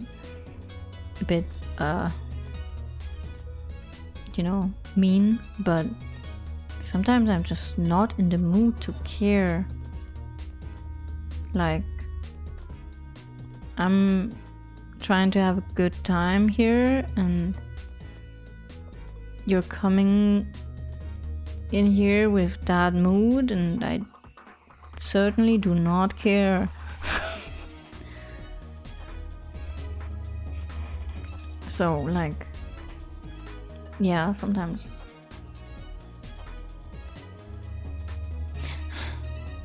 But most of the time I pick on that, but it depends on my mood, okay? Depends on my mood, on what we're doing, on everything, actually.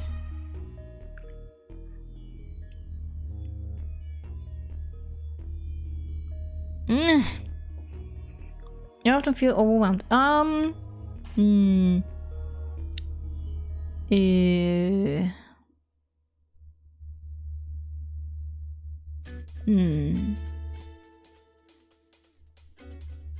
Often feel overwhelmed. I do feel overwhelmed, but only if it's a lot, like objectively a lot. Like the reason why I stopped playing Genshin for the last 2 months, I think, was because I was overwhelmed. I'm still overwhelmed because of the new area, and exploring that, or having to feel the need to explore that because I'm a completionist, made me feel overwhelmed, and that's why I stopped playing. Because I'm not ready to face that. I'm not ready to face that. So yeah, sometimes I get overwhelmed. But like I said, only if it's objectively a lot. Here. Complete things methodically without skipping over any steps. That's a bit vague, don't you think? I try to, though, I guess.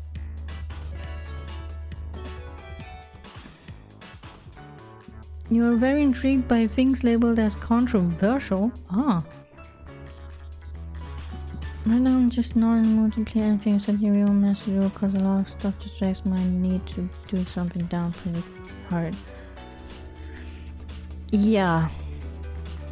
I get that. I get that, actually. Probably going to do more stuff when I get a full-time job again. Yeah. Motivation is low. Yeah, I get that. Mind is focused with something else. You need something that is kind of in the background right now. That's not too much. So that you still have motivation for the more important things right now. I totally get that.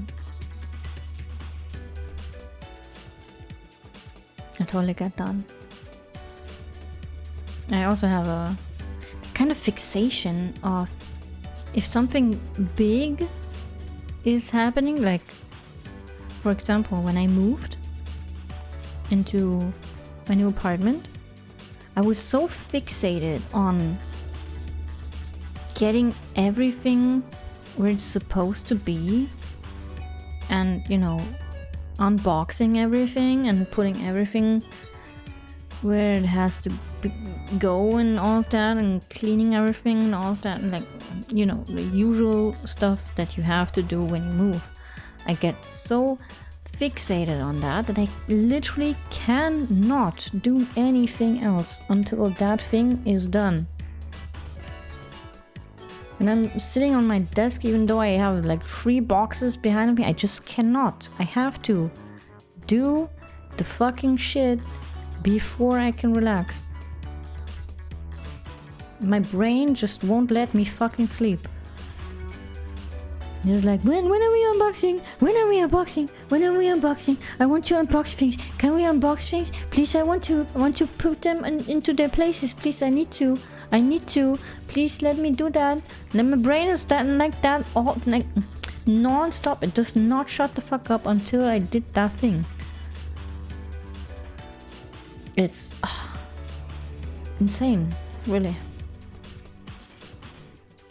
So I'm very intrigued by things labeled as controversial. I'm not really sure what you mean by that, but I don't think so.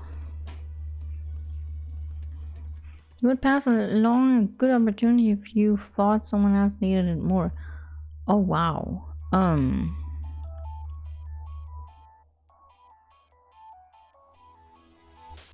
You're putting me on the spot here.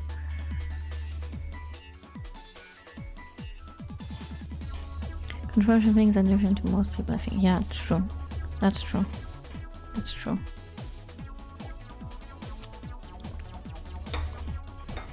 Like, some people think being LGBTQ is controversial, and I could not agree less.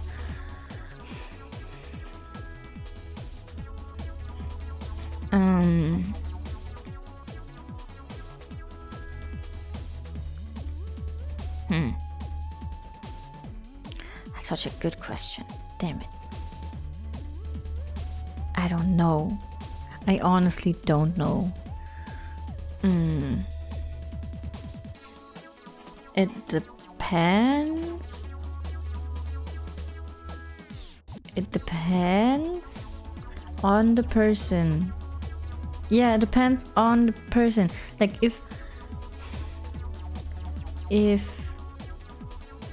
my friend and I applied for a job and she needed it more than I did, and the boss would call me and say, "Oi, you're my favorite candidate, but there's also this other candidate that's your friend, just, you know, very, very, very, very, very theoretical example here, but let's just say it's like that." And then I would be like, well, okay, you know what? She needs it more than I do because I'm more financially stable than she is, so let's just take it. Take her. But if it's a random fucking ass dude that I don't fucking know, and if it's a good opportunity for me, then why the fuck should I not take it? Makes no sense. Makes no sense. I don't know that dude. I don't care. So it really depends.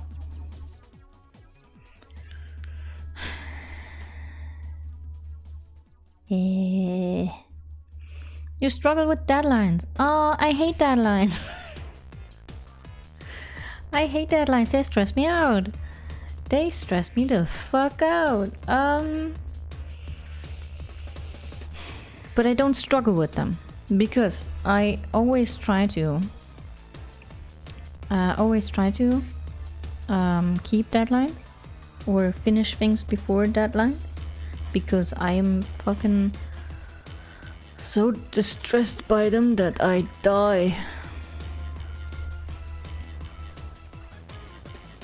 Yeah, right. So I don't actually struggle with them because I always try to finish my work before the deadline. Feel confident that things will work out for you.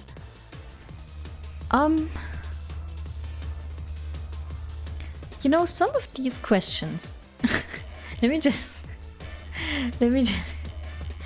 just get out my therapist knowledge. Some of these questions have nothing to do with your personality. Some of these questions are highly psychological, and like,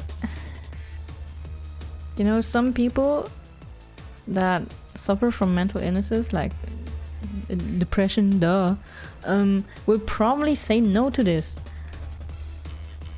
But as soon as they got therapy and, have a better view on life and all of that, they will say yes. So it has nothing to do with their actual personality. It's more like a mental state thing. So yeah, I don't know. It's highly questionable that those questions are in here, but I guess they can be important for some people, because maybe some people are just pessimistic as as they are, like they were born with that. Can't relate to that, but well, in some cases I can relate to that. Sometimes I do be pessimistic. Like sometimes I do think about the worst case scenario, but I try to be optimistic. But I'm mostly realistic, to be honest. So I think I do. Do we have non-binary? Well, we have other. Well, why does that even matter though? I guess I don't care. Oh.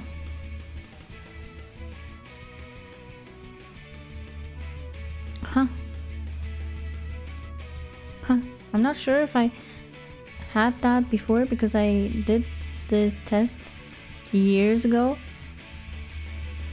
And I'm not really sure. I think I had something else, but I'm not really sure. Yes, introvert. Yes, I know. Introverted individuals tend to prefer fewer yet deep and meaningful social interactions and often feel drawn to calmer environments. Yes, definitely. Intuitive, yeah, I would say so. Intuitive individuals are very imaginative, open-minded, definitely curious. They value originality and focus on hidden meanings and distant possibilities. Yeah, I would think so. I do agree. Feeling individuals value emotional expression and sensitivity. They place a lot of importance on empathy and social harmony and cooperation. Yeah, that's the thing. That's exactly the point here. That's exactly the point. I am 50-50 when it comes to that. That is true.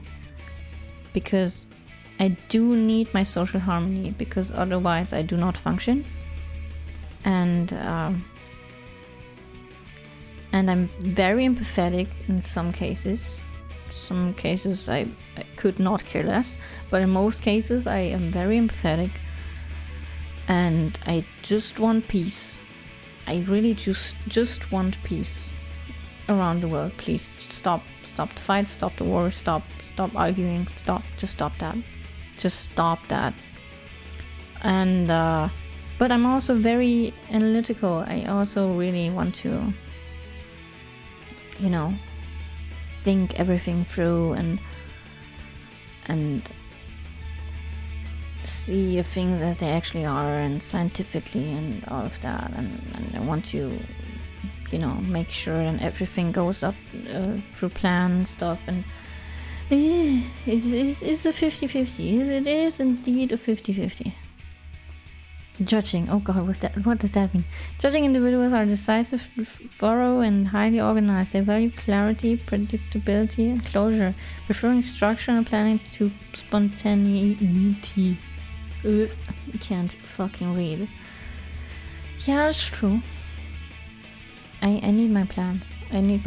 Otherwise I cannot function. I do not like if people would come and ring my door all out of nowhere, without texting me before, without notifying me in any way, and just be like, well, can I crash into your place? I just got, you know, thrown out of my home. I would be like, I don't know about that, to be honest. I made plans for the upcoming days and I have to restructure everything because of you. I don't know. You know, I would struggle a lot with that. I would love to, if they're my very dear friend, I would love to, but it still would be very hard for me. Turbulent, what the fuck does that mean? Turbulent individuals are self-conscious and sensitive to stress. Yes, definitely. They feel a sense of urgency in their emotions and tend to be success-driven, perfectionistic, and eager to improve. Yeah, definitely. Yep, definitely. Yeah, I cannot agree more.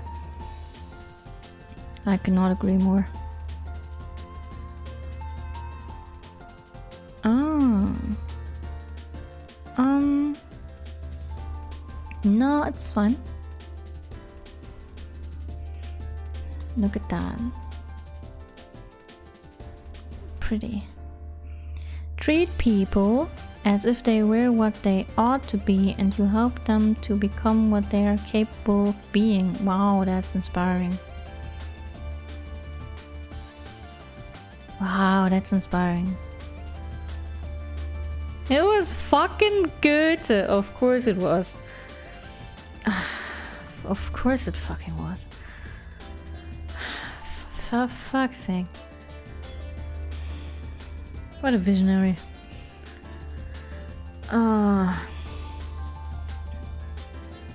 But yeah, it's very interesting that some of my things are kind of 50-50 here. Intuitive and feeling and thinking and observant. It's very interesting. And even here, assertive and turbulent is almost 50-50. It's very interesting.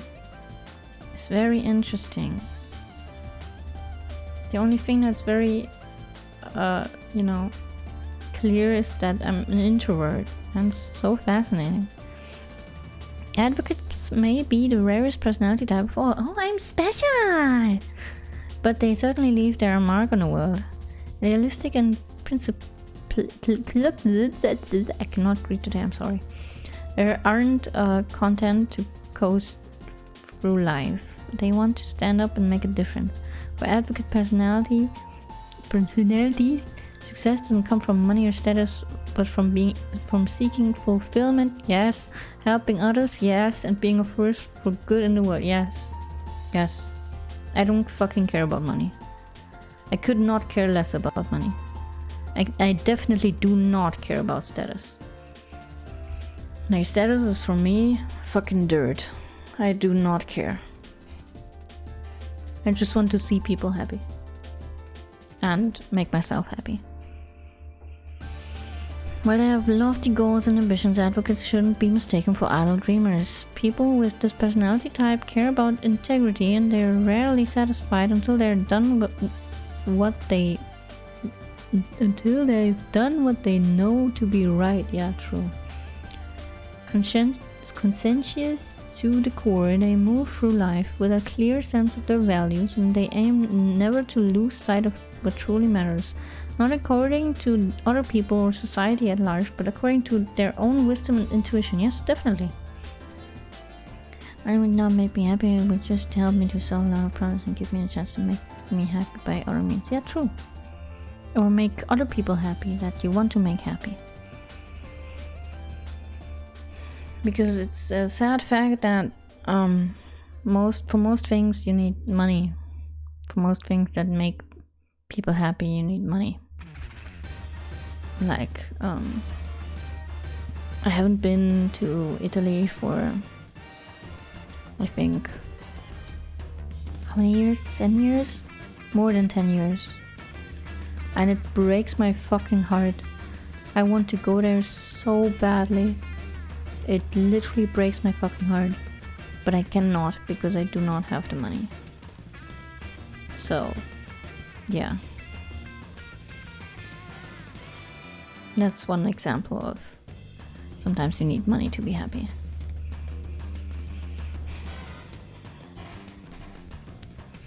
Seeking purpose, perhaps because their personality type is so uncommon, advocates tend to carry around a sense, whether conscious or not, of being different from most people. Thank you for telling me I'm special. With their rich inner lives and their deep, dying, what the fuck's that word? Desire to find their life purpose, they don't always fit in with those around them. This isn't to say that advocates can't enjoy social acceptance or close relationships, only that they sometimes feel misunderstood or at odds with the world. Do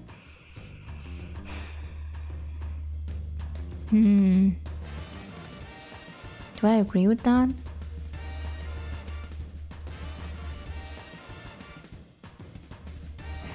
Do I agree with that? Do I feel misunderstood sometimes? Maybe. Maybe. I can't come up with an example, but maybe. Fortunately, the sense of being out of step doesn't diminish advocates' commitment to making the world a better place. Advocates are troubled by injustice and they typically care more about altruism than personal gain. They often feel called to use their strength, including creativity, imagination, and sensitivity, to uplift others and spread compassion. Definitely. Yeah, definitely. Yeah. Nothing nights though. Advocates like changing someone's lives for the better. Yeah, true. It's very satisfying. Many advocates see helping others as their mission in life. They're always looking for ways to step in and speak up for what's right. If I wouldn't be an introvert. People with this personality type also aspire to fix society's deeper problems. Yes, oh my god, how I wish I would.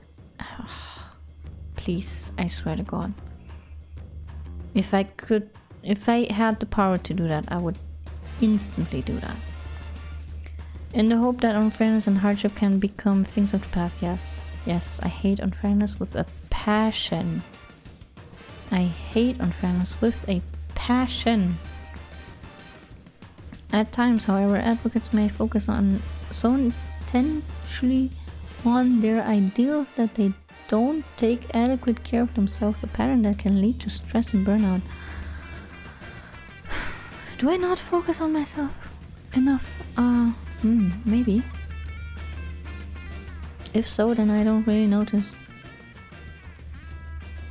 I try to, do more things for myself, but sometimes it's a bit, not that easy. Connecting with others and themselves. Advocates may be introverted, but they value deep, authentic relationship with others. Yeah, true. Few things bring these personalities as much joy as truly knowing another person. That's so true. And being well known and being known in return.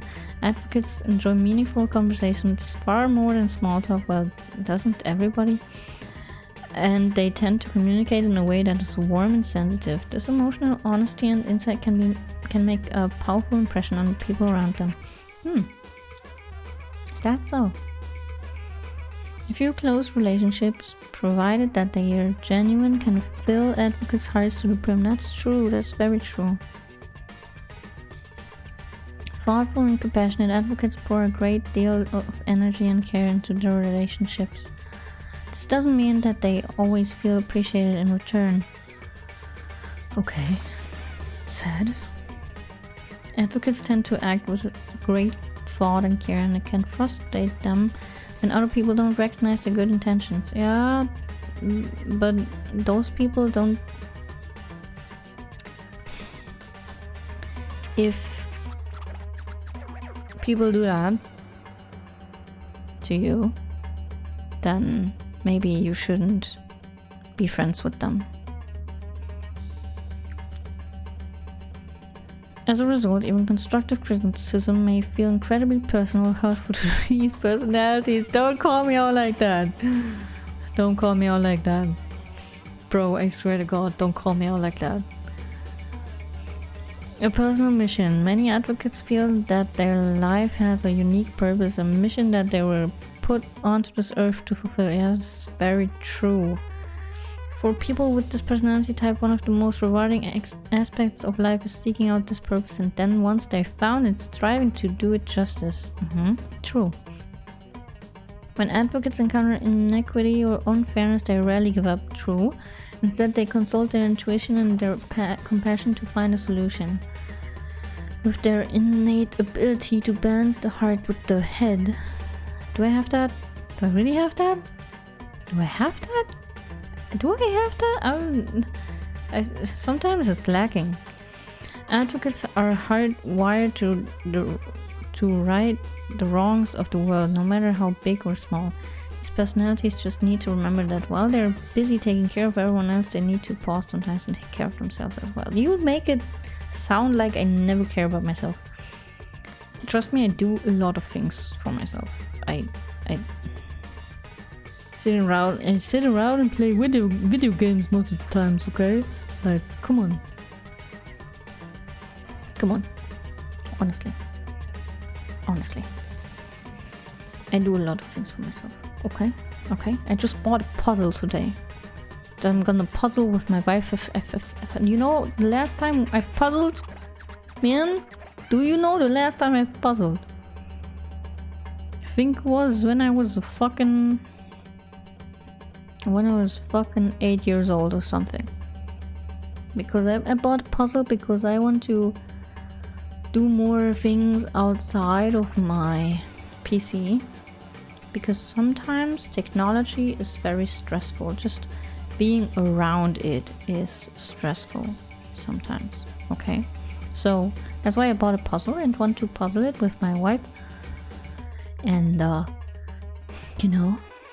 a nice calm evening where we're just puzzling in calm and peace. Doesn't that sound amazing? So, creative. Well, duh. Advocates aren't exactly like everyone else.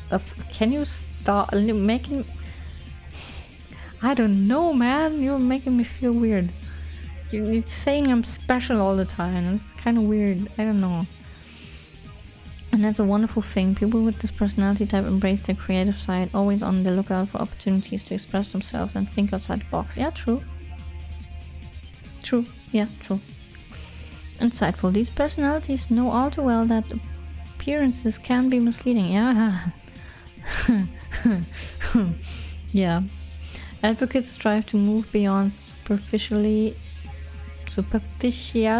Jesus fucking Christ, and seek out the deeper truths in life. This can give them an almost uncanny ability to understand people's true motivations, feelings, and needs.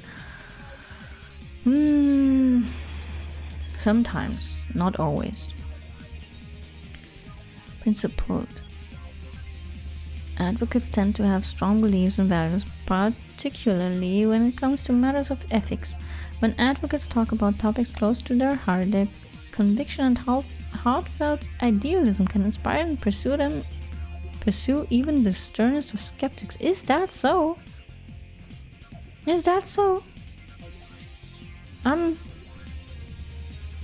Okay.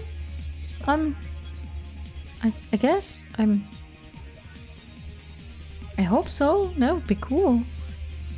Passionate. Advocates crave a sense of purpose in life rather than living on autopilot and sticking to the status quo. They want to chase after their ideals. Yeah, true. This isn't a personality type that shies away from big dreams. In fact, advocates are energized and impassioned by the beauty of their visions for the future. Yeah.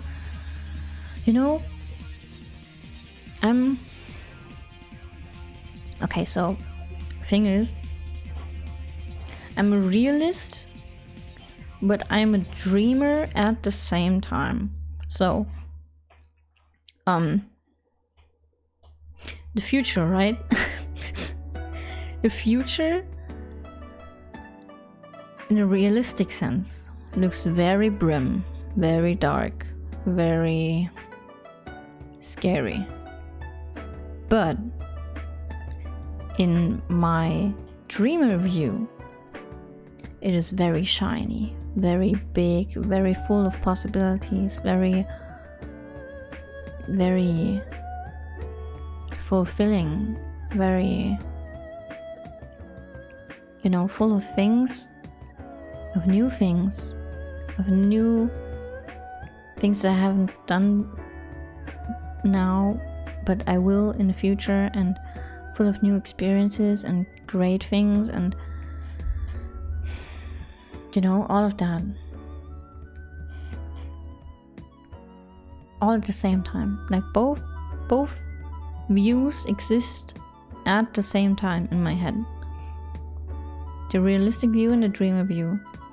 But somehow the dreamer view is a bit stronger, because it just reassures me that everything will be fine, and that I will find peace and quiet, and I will reach my goals, and everything will be worth it at the end.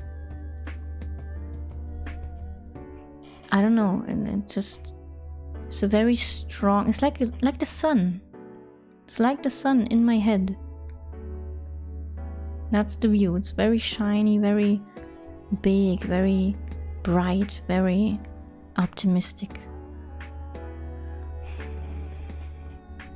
I don't know. Maybe that's because I'm this personality type, that I have that weird optimistic view in my head. I'm not sure, but I appreciate it, because otherwise, damn, the realistic view looks fucking terrible. So yeah, it kind of is a very helpful thing that the dreamer view is also there. Altruistic. People with this personality type aren't happy to succeed at another person's expense. Advocates want to use their strengths for the greater good, and they rarely use sight of how their words and actions might affect others. In their heart of hearts, they want to make the world a better place, starting with the people around them. Yeah, definitely. Oh god, weaknesses. No, don't call me out. No. Sensitive to criticism. Advocates aren't averse to feedback, that is, unless they believe that someone is challenging their most cherished principles or values. When it comes to the issues that are near and dear to them, people with this personality type can become defensive or dismissive. Yeah. Yep. I cannot say no to that. Reluctant to open up. Advocates value honesty and authenticity, but they're also private. They may find it difficult to open up and be vulnerable, my god, learn to read, about their struggles, not wanting to burden someone else with their issues. Unfortunately, when advocates don't ask for help, they may inevitably hold themselves back or create distance in their relationship. See, let me take a sip first.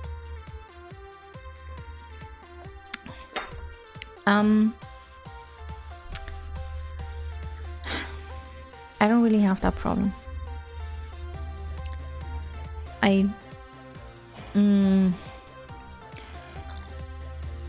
It's actually the opposite for me.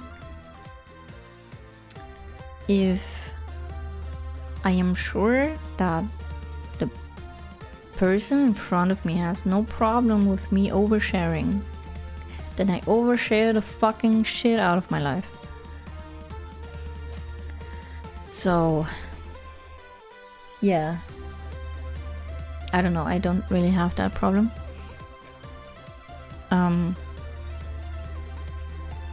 Yeah, I don't know, maybe it's because I am very interested in other people's lives, and that's why I also kind of project that interest onto others, and that's why I don't have a problem with oversharing, because I'm like, well, aren't you also interested in my life, like the way I am in your life? No, they're not. Most of them aren't. But yeah, I don't know. I have this huge curiosity inside of me, and especially when it comes to lives of other people. I want to know everything about other people, like not stalker type of way, but like, what was your life like? What did you go through? What are your struggles? What do you like? What do you dislike? What are your views on things? What do you think about this and that and that kind of shit? You know, I am very interested in especially the past, or like life in general of other people. I don't know why, but I am extremely interested in that. Like, you can sit at a table with me and just tell me your life stories, and I would listen to you with sparkling eyes. I swear to God, I am so fucking interested in that shit. It's not even funny anymore. But yeah, so it's kind of the opposite. I have no problem opening up, but sometimes I do feel that way.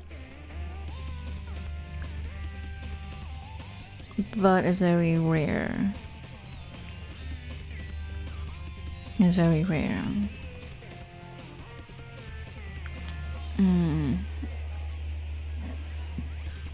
Perfectionistic. Well, yeah, definitely. Ugh. The advocate personality type is all but defined by idealism. While this is a wonderful quality in many ways, it doesn't always leave room for the messiness of real life. Advocates might find it difficult to appreciate their jobs, living situations, or relationships if they're continually fixating on imperfections and wondering whether they should be looking for something better.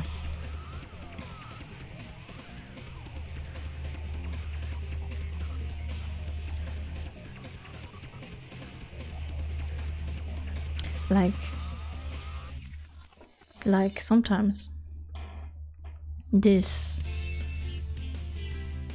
is very annoying, you know? Sometimes that thing is very annoying. That thought is sometimes even intrusive, because I do not want to change my life. That is a step that is a bit too insecure to me. I don't want to lose anything I've built, even though there could be a possibility of me having an even better life. I still don't want to ruin everything and start anew. And yeah, it might sound exciting to start completely new, but it's also very exhausting, and I don't think that I have the energy for that. But I do think that sometimes, and it's very annoying because, like I said, it's too exhausting to do. So my mind is just sitting there and wondering if my life could be even better, and I'm just looking at it like, bitch, you serious? No, I'm not gonna do that. So yeah, sometimes it do be like that.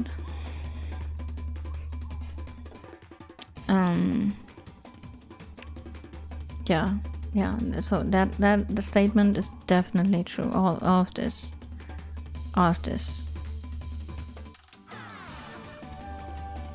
Avoiding the ordinary. Advocates yearn to do extraordinary things with their lives, but it's hard to achieve anything extraordinary without breaking it down into small, manageable steps. Yeah, unless they translate their dreams into everyday routines and to-do lists, advocates may struggle to turn their grand visions into reality. Definitely. Prone to burnout. Hell yeah, look at me. Advocates' perfectionism and reserve leave them with few options for letting off steam. People with this personality type can exhaust themselves if they don't balance their drive to help others with necessary self-care and rest. I guess. But the thing is, I don't know what else to do to care for myself, you know? I'm sitting around most of the day, playing video games, watching videos, chilling, drawing maybe. What else should I do? Like, what do you want me to do? I'm trying. I'm trying to rest. I'm trying. Romantic relationships. Love comes more naturally to the human heart than its opposite. What does that mean? Advocates look for depth and meaning in their relationship, and their romantic relationships are no different. This is a personality type known for having a vibrant, vivid imagination, but few advocates can imagine themselves settling for a match founded on anything less than true love. Huh. It can take time for advocates to find a compatible partner. Some people might think that advocates are too choosy. Huh? Well, yeah. No, it's true.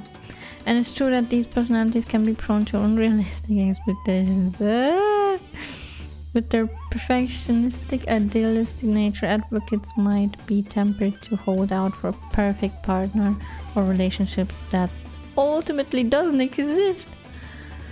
Yeah, I know. That's why I'm not fucking changing my life.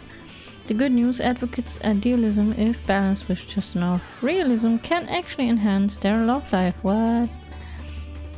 Is this for real?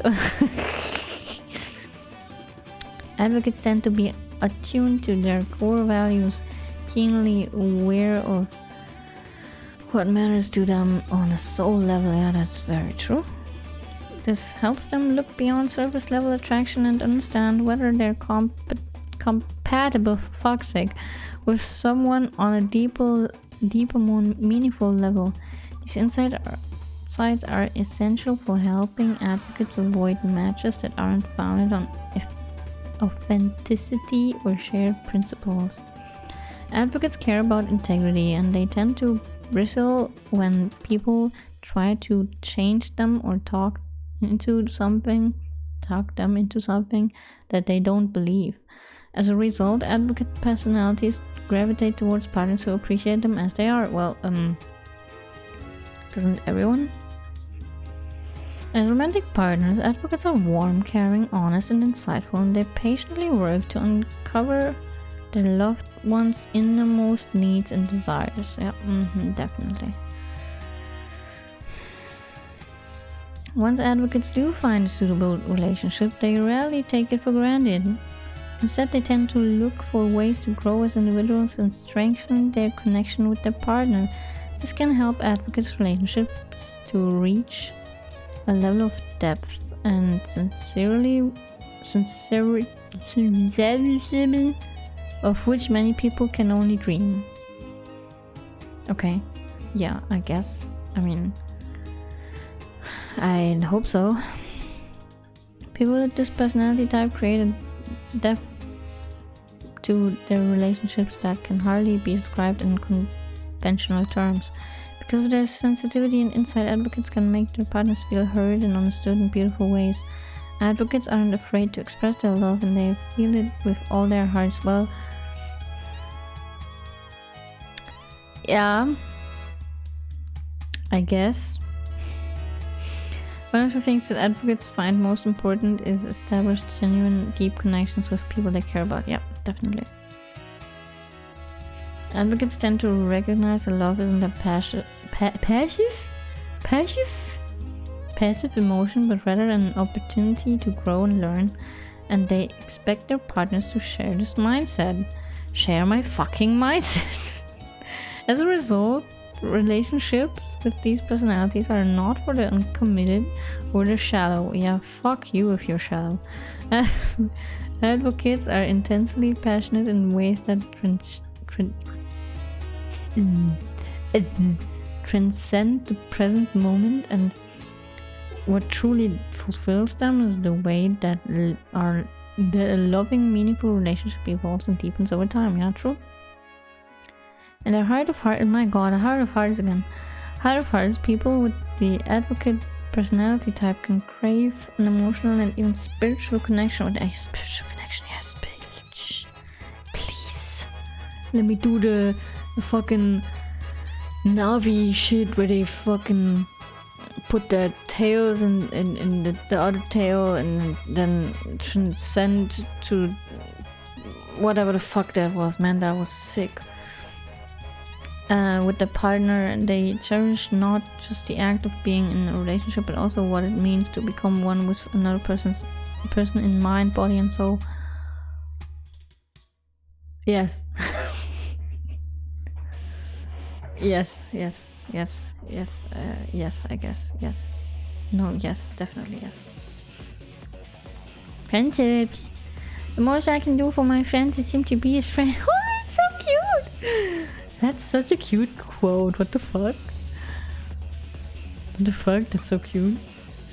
That is so cute. That's like a child level of cute. That's adorable. Advocates rarely settle for shallow, superficial friendships. Bro, get out of my face if you're shallow. I don't want no shallow bitches. Bro, only come to me if you're deep as hell. When it comes to social fulfillment, they aren't satisfied by casual interactions with their colleagues or classmates. Yeah, it's not satisfaction, it's more like It's more like It's more like, yeah, we can chat a little. Yeah, sure. Yeah, sure. Yeah, okay. Okay, thanks. Okay, bye. Okay. You know. Advocates' personality crave authentic, meaningful friendships. Friendships that allow them to share their dreams, bare their fucking souls, and feel understood and accepted for who they are. Yeah. Yeah. And if that means having just one or two confidants rather than a worldwide circle of acquaintances, so be it. So be it. So be it. Get out of my fucking face, you fake ass bitches. I don't need you. I only need the deep shit. Deep shit. While advocates may seem quiet or reserved to the world at large, they absolutely light up around their close friends. My god, you're calling me out. Few things bring them more pleasure or delight than talking through their passions, interests, and beliefs with a kindred spirit. People with this personality type enjoy the pleasure of their own company, but advocates still find it liberating to let their guard down and be completely and utterly themselves with a friend they know that they can trust. Very true. Very true. Very true. Very true. Searching for a heart of gold. Advocates are known for having great expectations, not just for themselves, but also for their friendships. Fucking hell, you're calling me out. High on this list of expectations is authenticity. Well, duh. If advocates have to be fake or tone themselves down to gain someone's approval, then that person probably isn't the best friend for them. Well, duh. Fuck them. And it's hard for people with this personality type to respect someone who won't be honest with them in return. Yeah, fuck them, fake ass bitches. I told you.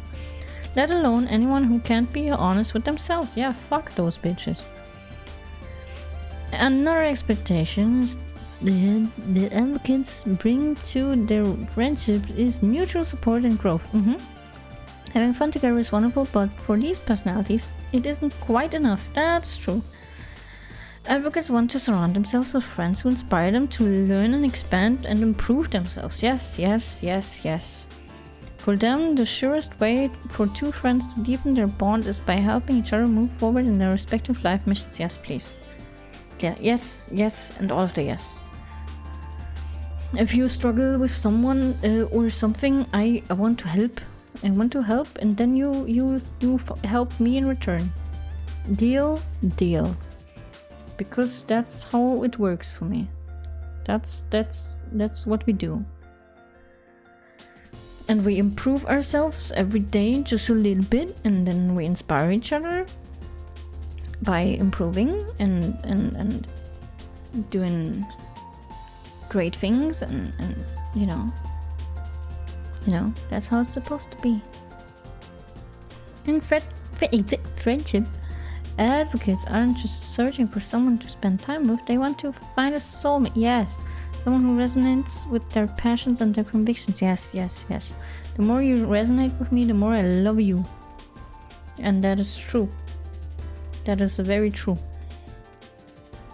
This is a tall order, and advocates may feel that it's difficult to meet the sort of friends they're seeking.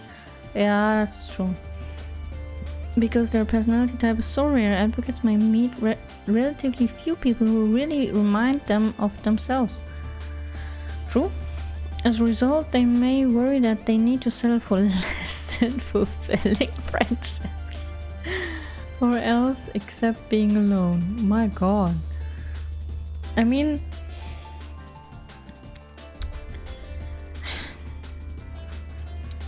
yeah. But... that sounds sad. I mean, yeah, no, you're right, but damn, why you be like that? That's like straight up spitting facts right here. Jesus, hitting a bit too close to home. Loyalty and authenticity. Fortunately, people with this personality type are more than capable of finding the types of friends they long to meet. They might just have to devote additional energy to it. Sometimes these friends may be hiding in plain sight. Oh, that would be great. Among acquaintances whom advocates simply don't know all that well. Yeah, true, actually. This personality type is known for having astute? What's that word? First impressions for other people, but even advocates can miss the deeper potentials of the people they encounter on a daily basis. Yeah, I totally agree with that. When they give these people a chance, advocates may find that they share values and attitudes that make them compatible on a deeper level. I love it when that happens. Once they do find genuine friendships, advocates make loyal, caring companions. At times they may even be surprised by the fierceness of the loyalty and devotion they feel towards their friends. Well, yeah, sometimes. A few situations in life bring out advocates' bravery and commitment, quite like the opportunity to stand up for a friend who needs them. Yeah, true. Very true. But their trademark warmth and enthusiasm, advocate personalities support their friends' efforts to grow and expand their lives. Yes, please. Please. I don't like it. I don't like it when my friends don't want me to participate in their growth. If I tell you, bro, I have the feeling that a certain thing would be good for you, then please trust me. Please, I really mean the best for you. I would never say shit that makes you, that makes you go up to the wrong path. Never. I just want you to grow as a person, and sometimes you have to go outside of your comfort zone to grow as a person. And trust me, growing as a person is the best thing someone can do for themselves and for others. So try and listen to me when I give you advice, my god. Please, I mean well. I know it's scary. I know. But sometimes you have to. You have to. Trust. Have trust. So, ultimately, the only way to be counted among advocates' true friends is to be authentic, honest, and real. Yeah, duh. Over the years, advocates may end up with just a few true friendships rather than a wide circle of casual acquaintances. But as long as those friendships are built on richness of mutual understanding, advocates wouldn't have it any other way. Yeah, that's very true.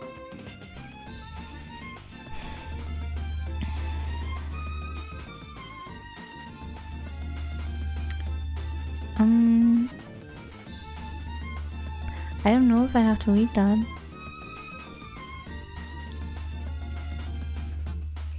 Because I'm not a parent yet.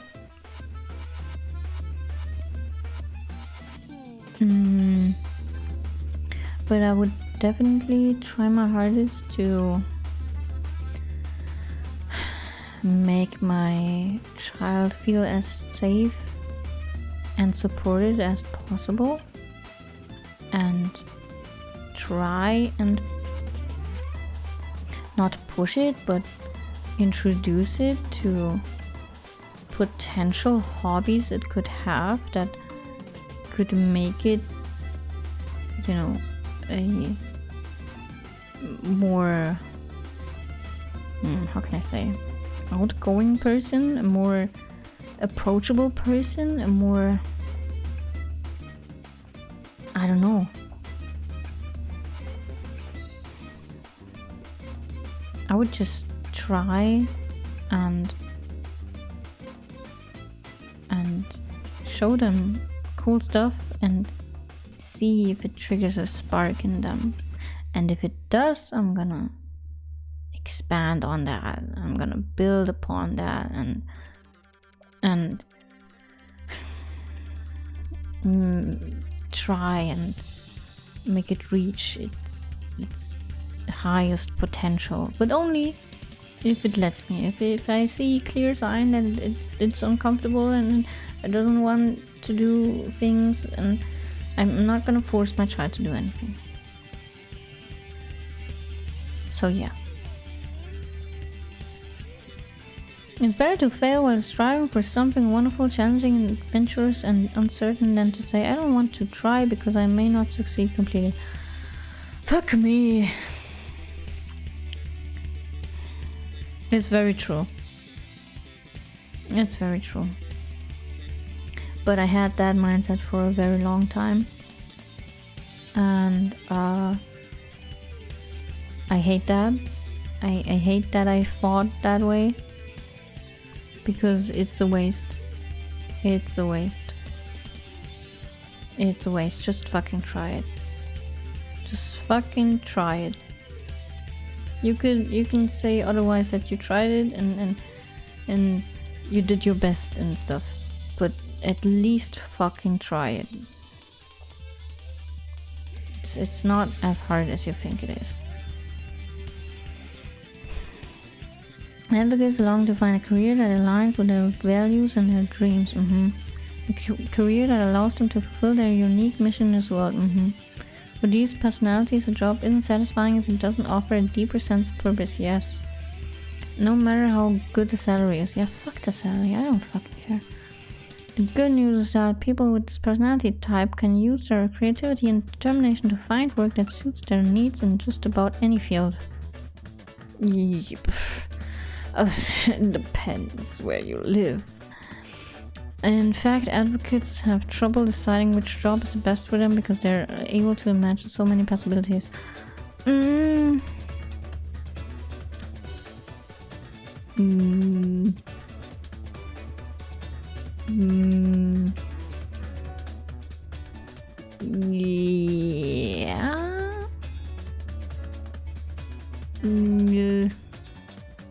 Kinda. But also not really. Because I want to focus on things I like, and doing things I like is either very hard because I need luck for that, or it's very you know, it can only do it with a lot of work, and that's also annoying. So yeah, it's kind of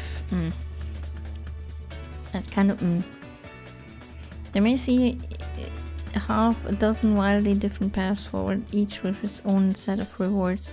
This can be exciting but also stress-inducing. Yes, because picking just one means letting go of so many others. Yes, advocates may even feel a sense of loss when so many doors close because one was selected. Yes, because you feel that there's no turning back, but your curiosity and creativity kind of gives you the feeling of missing out. You know, you're kind of sitting there and thinking, oh my god, I chose this one, but what would have happened if I chose the other one? Would the other one have been better? Would that have fulfilled me more? Would I feel more creative? And I don't know, would that just have been maybe the better option? And then you never know, because it's stupid to let go of the option you just took. My god. Because it's unsafe. It's not safe. Stick with the thing you have, unless you're really sure that you can do the other thing, like 100%. Because otherwise, man, that's scary. It's scary, very scary. The search of purpose. For advocate personalities, jobs that involve helping and connecting with people can be deeply satisfying. It's no surprise then that many advocates gravitate toward work as counselors, therapists, psychologists, social workers, teachers, yoga instructors, and spiritual leaders. You know, I would rather do this than this, and maybe don't do this, depends, and maybe also don't do this, depends. This is a bit wild and this is interesting.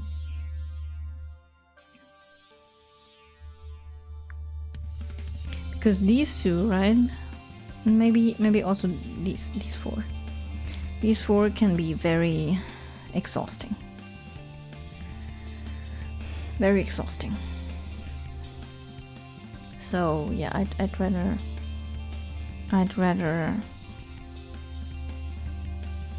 be in a field without too much headache and too much of my empathy being sucked out.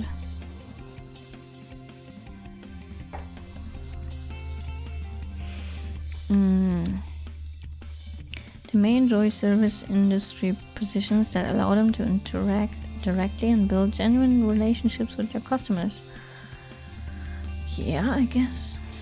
Careers in healthcare can also be rewarding options, including occupations such as nursing, physical or occupational therapy, medicine, nutrition, or more holistic paths such as acupuncture. Well, that sounds fun.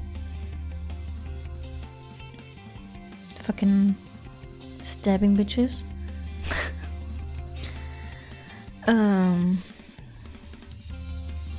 Yeah, you know, I would love to be a neuroscientist. No, actually, because I find the human brain extremely fascinating. But I would probably have to study medicine for that, and oh my god, how I am just not seeing myself there. I just want to know how the brain functions. Everything else is Not relevant to me, please. The brain is so fascinating. I want to know everything about it. It's dumb and smart at the same time, and that is so interesting. But I'll stick to linguistics, I guess, because that's the safer route. And I don't have to study medicine for that, because fuck medicine. I appreciate every doctor that is actually doing their job, you know, but damn, it's not for me. Many advocates are passionate communicators. This explains why they are often drawn to careers in writing, creating many popular books, blogs, stories, video games, and screenplays. Man, I wanted to be a theater child so bad, but my high school didn't have a theater class. So, and I also was fucking terribly shy, but if I had a friend and my high school would have had a theater class, and that friend would have forced me to go there with them, I would have probably done it. But yeah, I some part of me wants to be an actor, or at least a voice actor, because I think playing roles is very fascinating. Very, I don't know, it's just very cool. I can't really explain it. I just think it's very, very, very interesting, very cool, very fascinating, very great. I would love to do that. For people with this personality type, the opportunity to tell stories for a living can be nothing short of a dream come true. Oh my god, imagine! Imagine! Oh my god, imagine if you could have a job where you just sit in the library, kind of like Santa Claus sits in the malls, and kids come up to you and you get paid for telling them stories or reading them stories. Man, I swear to god, that would be the greatest fucking shit. I would do that in a heartbeat.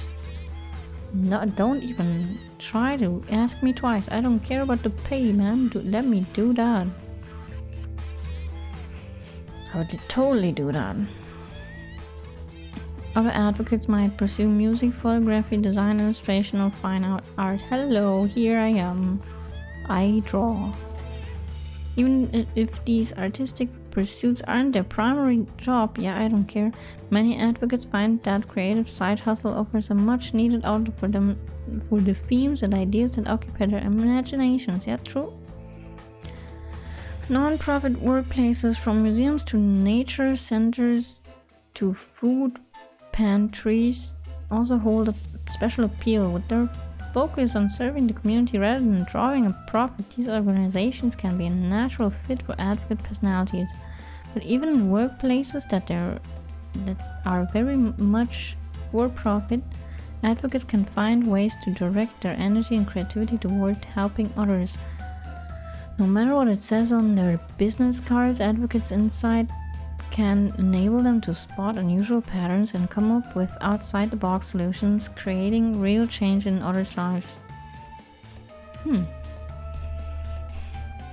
A sense of mission. Advocates are incredibly versatile, but some work environments may rub them the wrong way. Oh my god. Me! This is especially true of workplaces that offer little independence or agency. Critical hit. Forcing employees to adhere to rigid, repetitive protocols without regard for their individual needs or strengths. Yep, critical hit, definitely. See, that's the reason why I could never in my fucking life work in retail. Never. Not a thing. Like, you can offer me $1 million, I will not do it.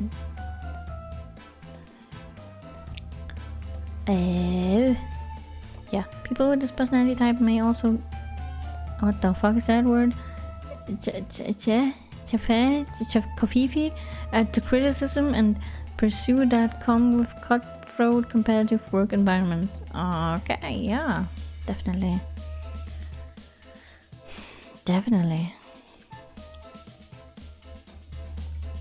For this reason, many advocates seek out more flexible, autonomous positions or branch off altogether and to start their own businesses.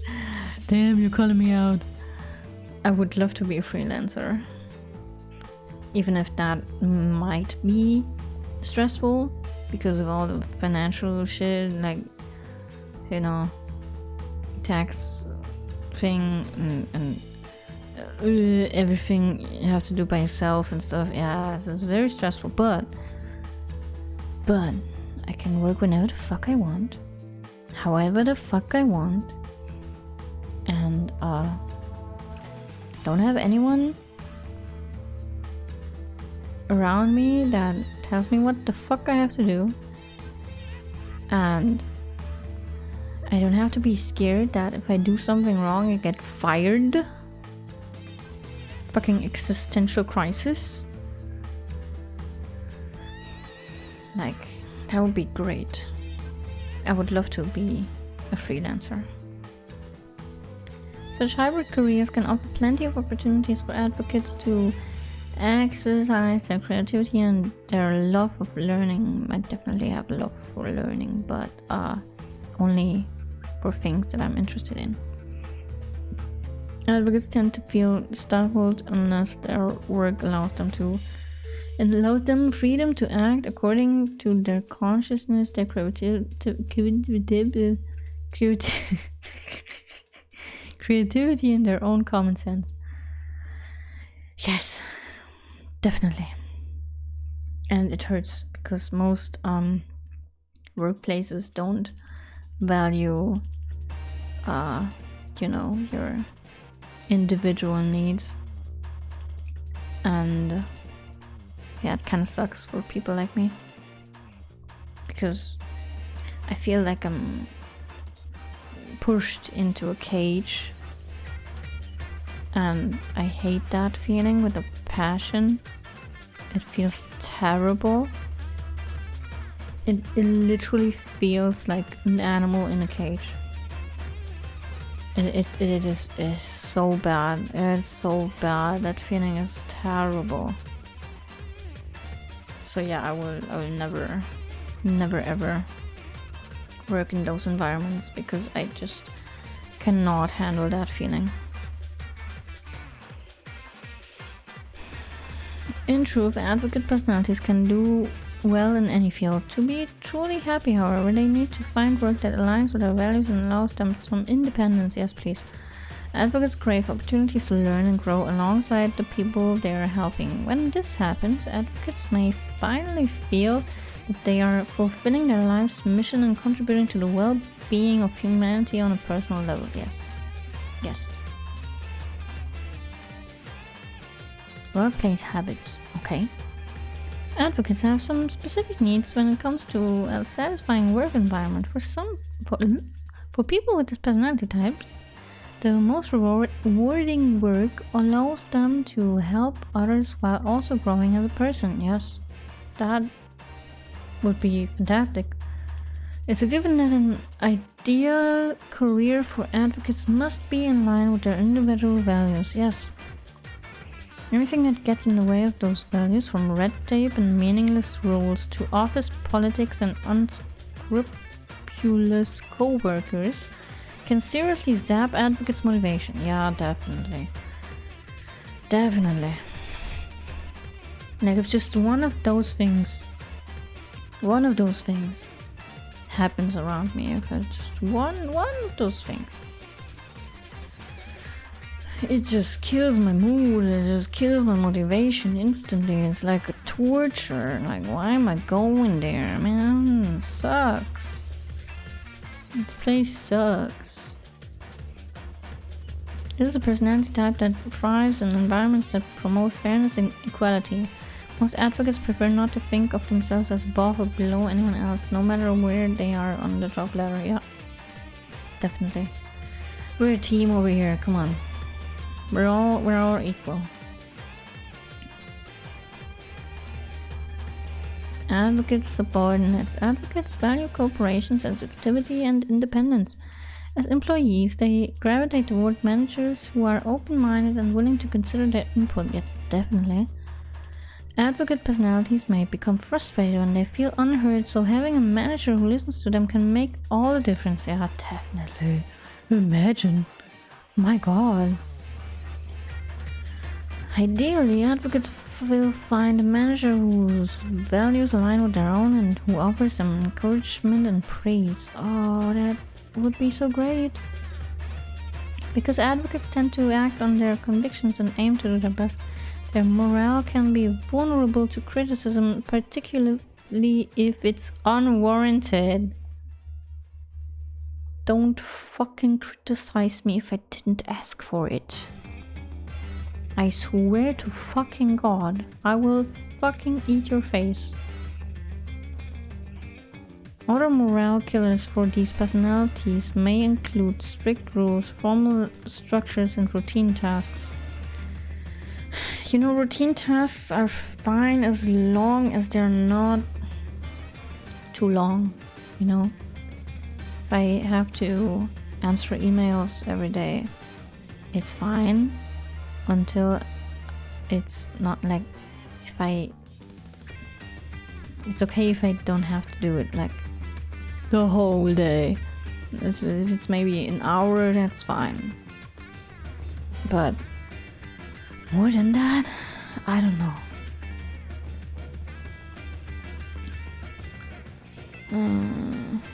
Yeah, they may find it especially dispiriting when they're asked to redo their work. Particularly if it's for a reason that just doesn't seem valid to them. Yeah, so no reason at all. Yeah, you tell me. You fucking tell me. Of course, a perfect work environment isn't always possible. Well, yeah. Advocate employees with less than ideal managers may need to draw on their inner resilience. I don't know about that. And seek out other mentors. Yeah, that isn't that easy. The good news is that people with this personality type are more than capable of handling workspace challenges, including the challenge of having a difficult manager. Are you sure about that? I might not have the mental strength for that, my friend. Definitely. Advocate colleagues. As colleagues, advocates can be quite popular and well respected already. People with this personality type are often seen as helpful, eloquent, and capable co-workers already. Among their greatest strengths is their ability to identify others' motives and understand the root causes of conflict before anyone else's health even senses a disturbance. Really? Really? That's insane. That would be pretty sick if I could do that later.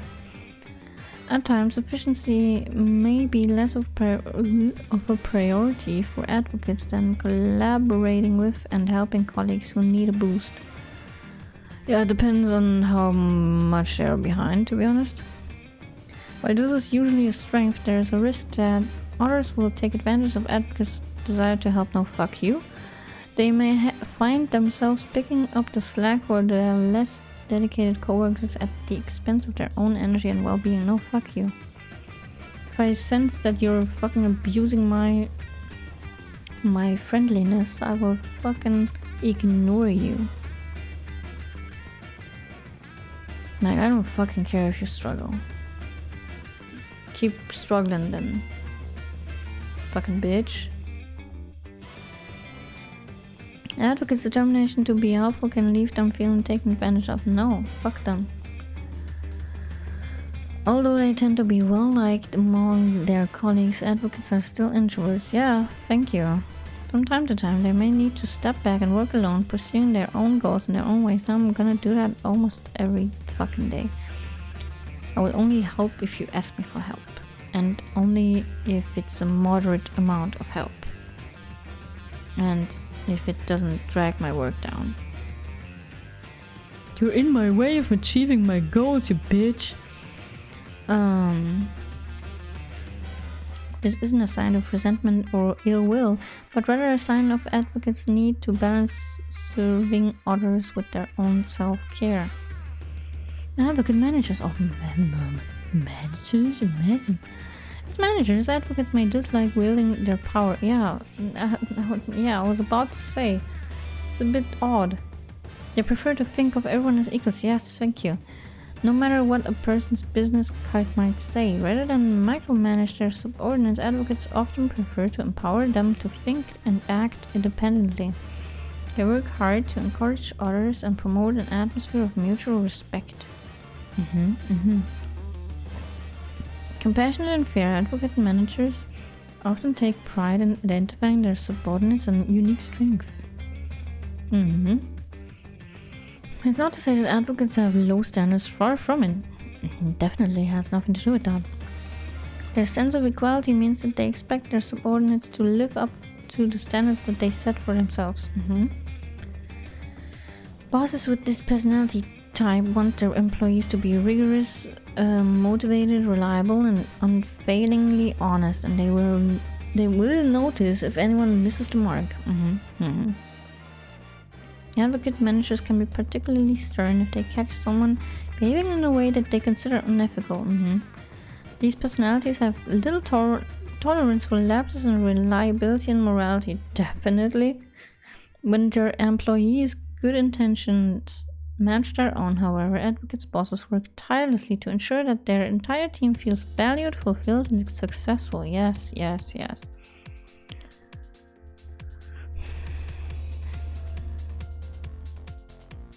Conclusion. In the end, it's your actions, how you respond to circumstance that reveals your character. Yeah, that's true. What you have read so far is just an introduction into the complexities of kind-hearted, creative, and incredibly rare advocate personality type. Yes. Along the way, you may have muttered to yourself, wow, this is so accurate, it's a little creepy, or finally someone understands me. You may have even asked, how do they know more about me than people I'm closest to? If you feel understood right now, it's because you are. Years of research have given us deep insights into the unique strengths and challenges of advocates like you. We understand your creativity and your passion and your commitment to doing the right thing. But we also understand the dark side of your personality, to nagging fear that you might not reach your full potential and make the most of your one wild and precious life.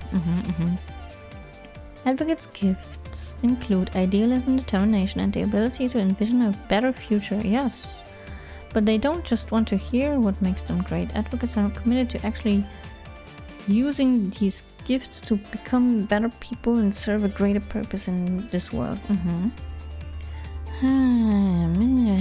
Advocates like you not only appreciate the gifts but also make the most of them. Okay.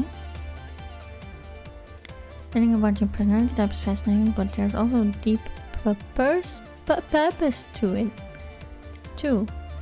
Because self-understanding is what helps you ensure that you don't miss out on whatever it is you were put on this earth to do.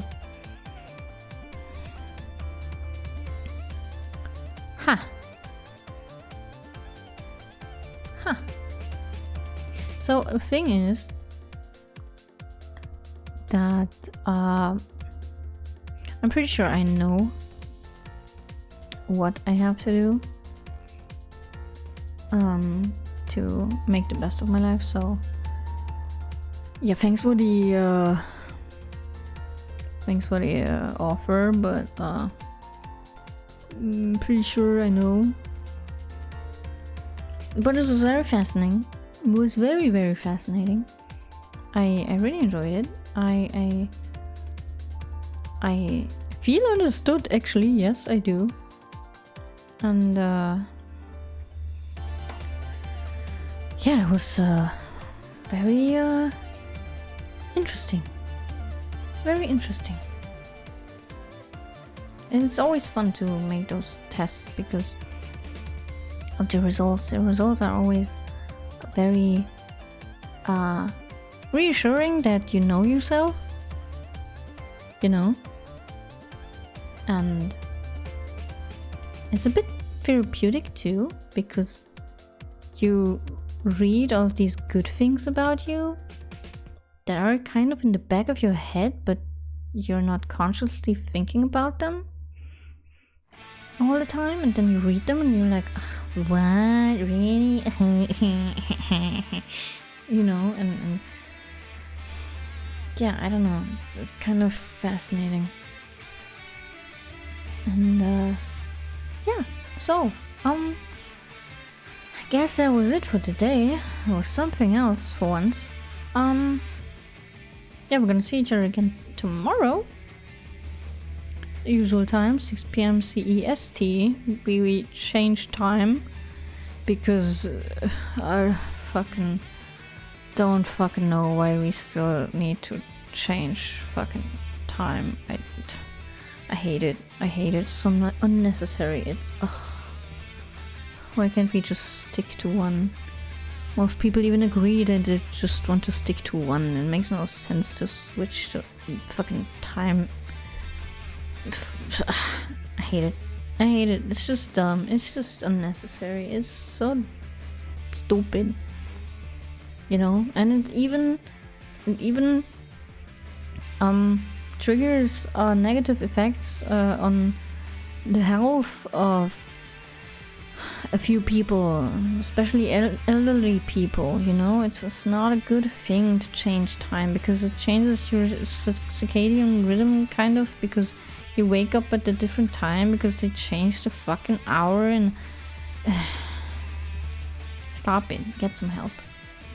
Anyways, yeah, so tomorrow, 6 p.m. CEST, and yeah, hope you enjoyed it, and thanks for sticking around, and yeah, until then, have a great rest of the day. Bye.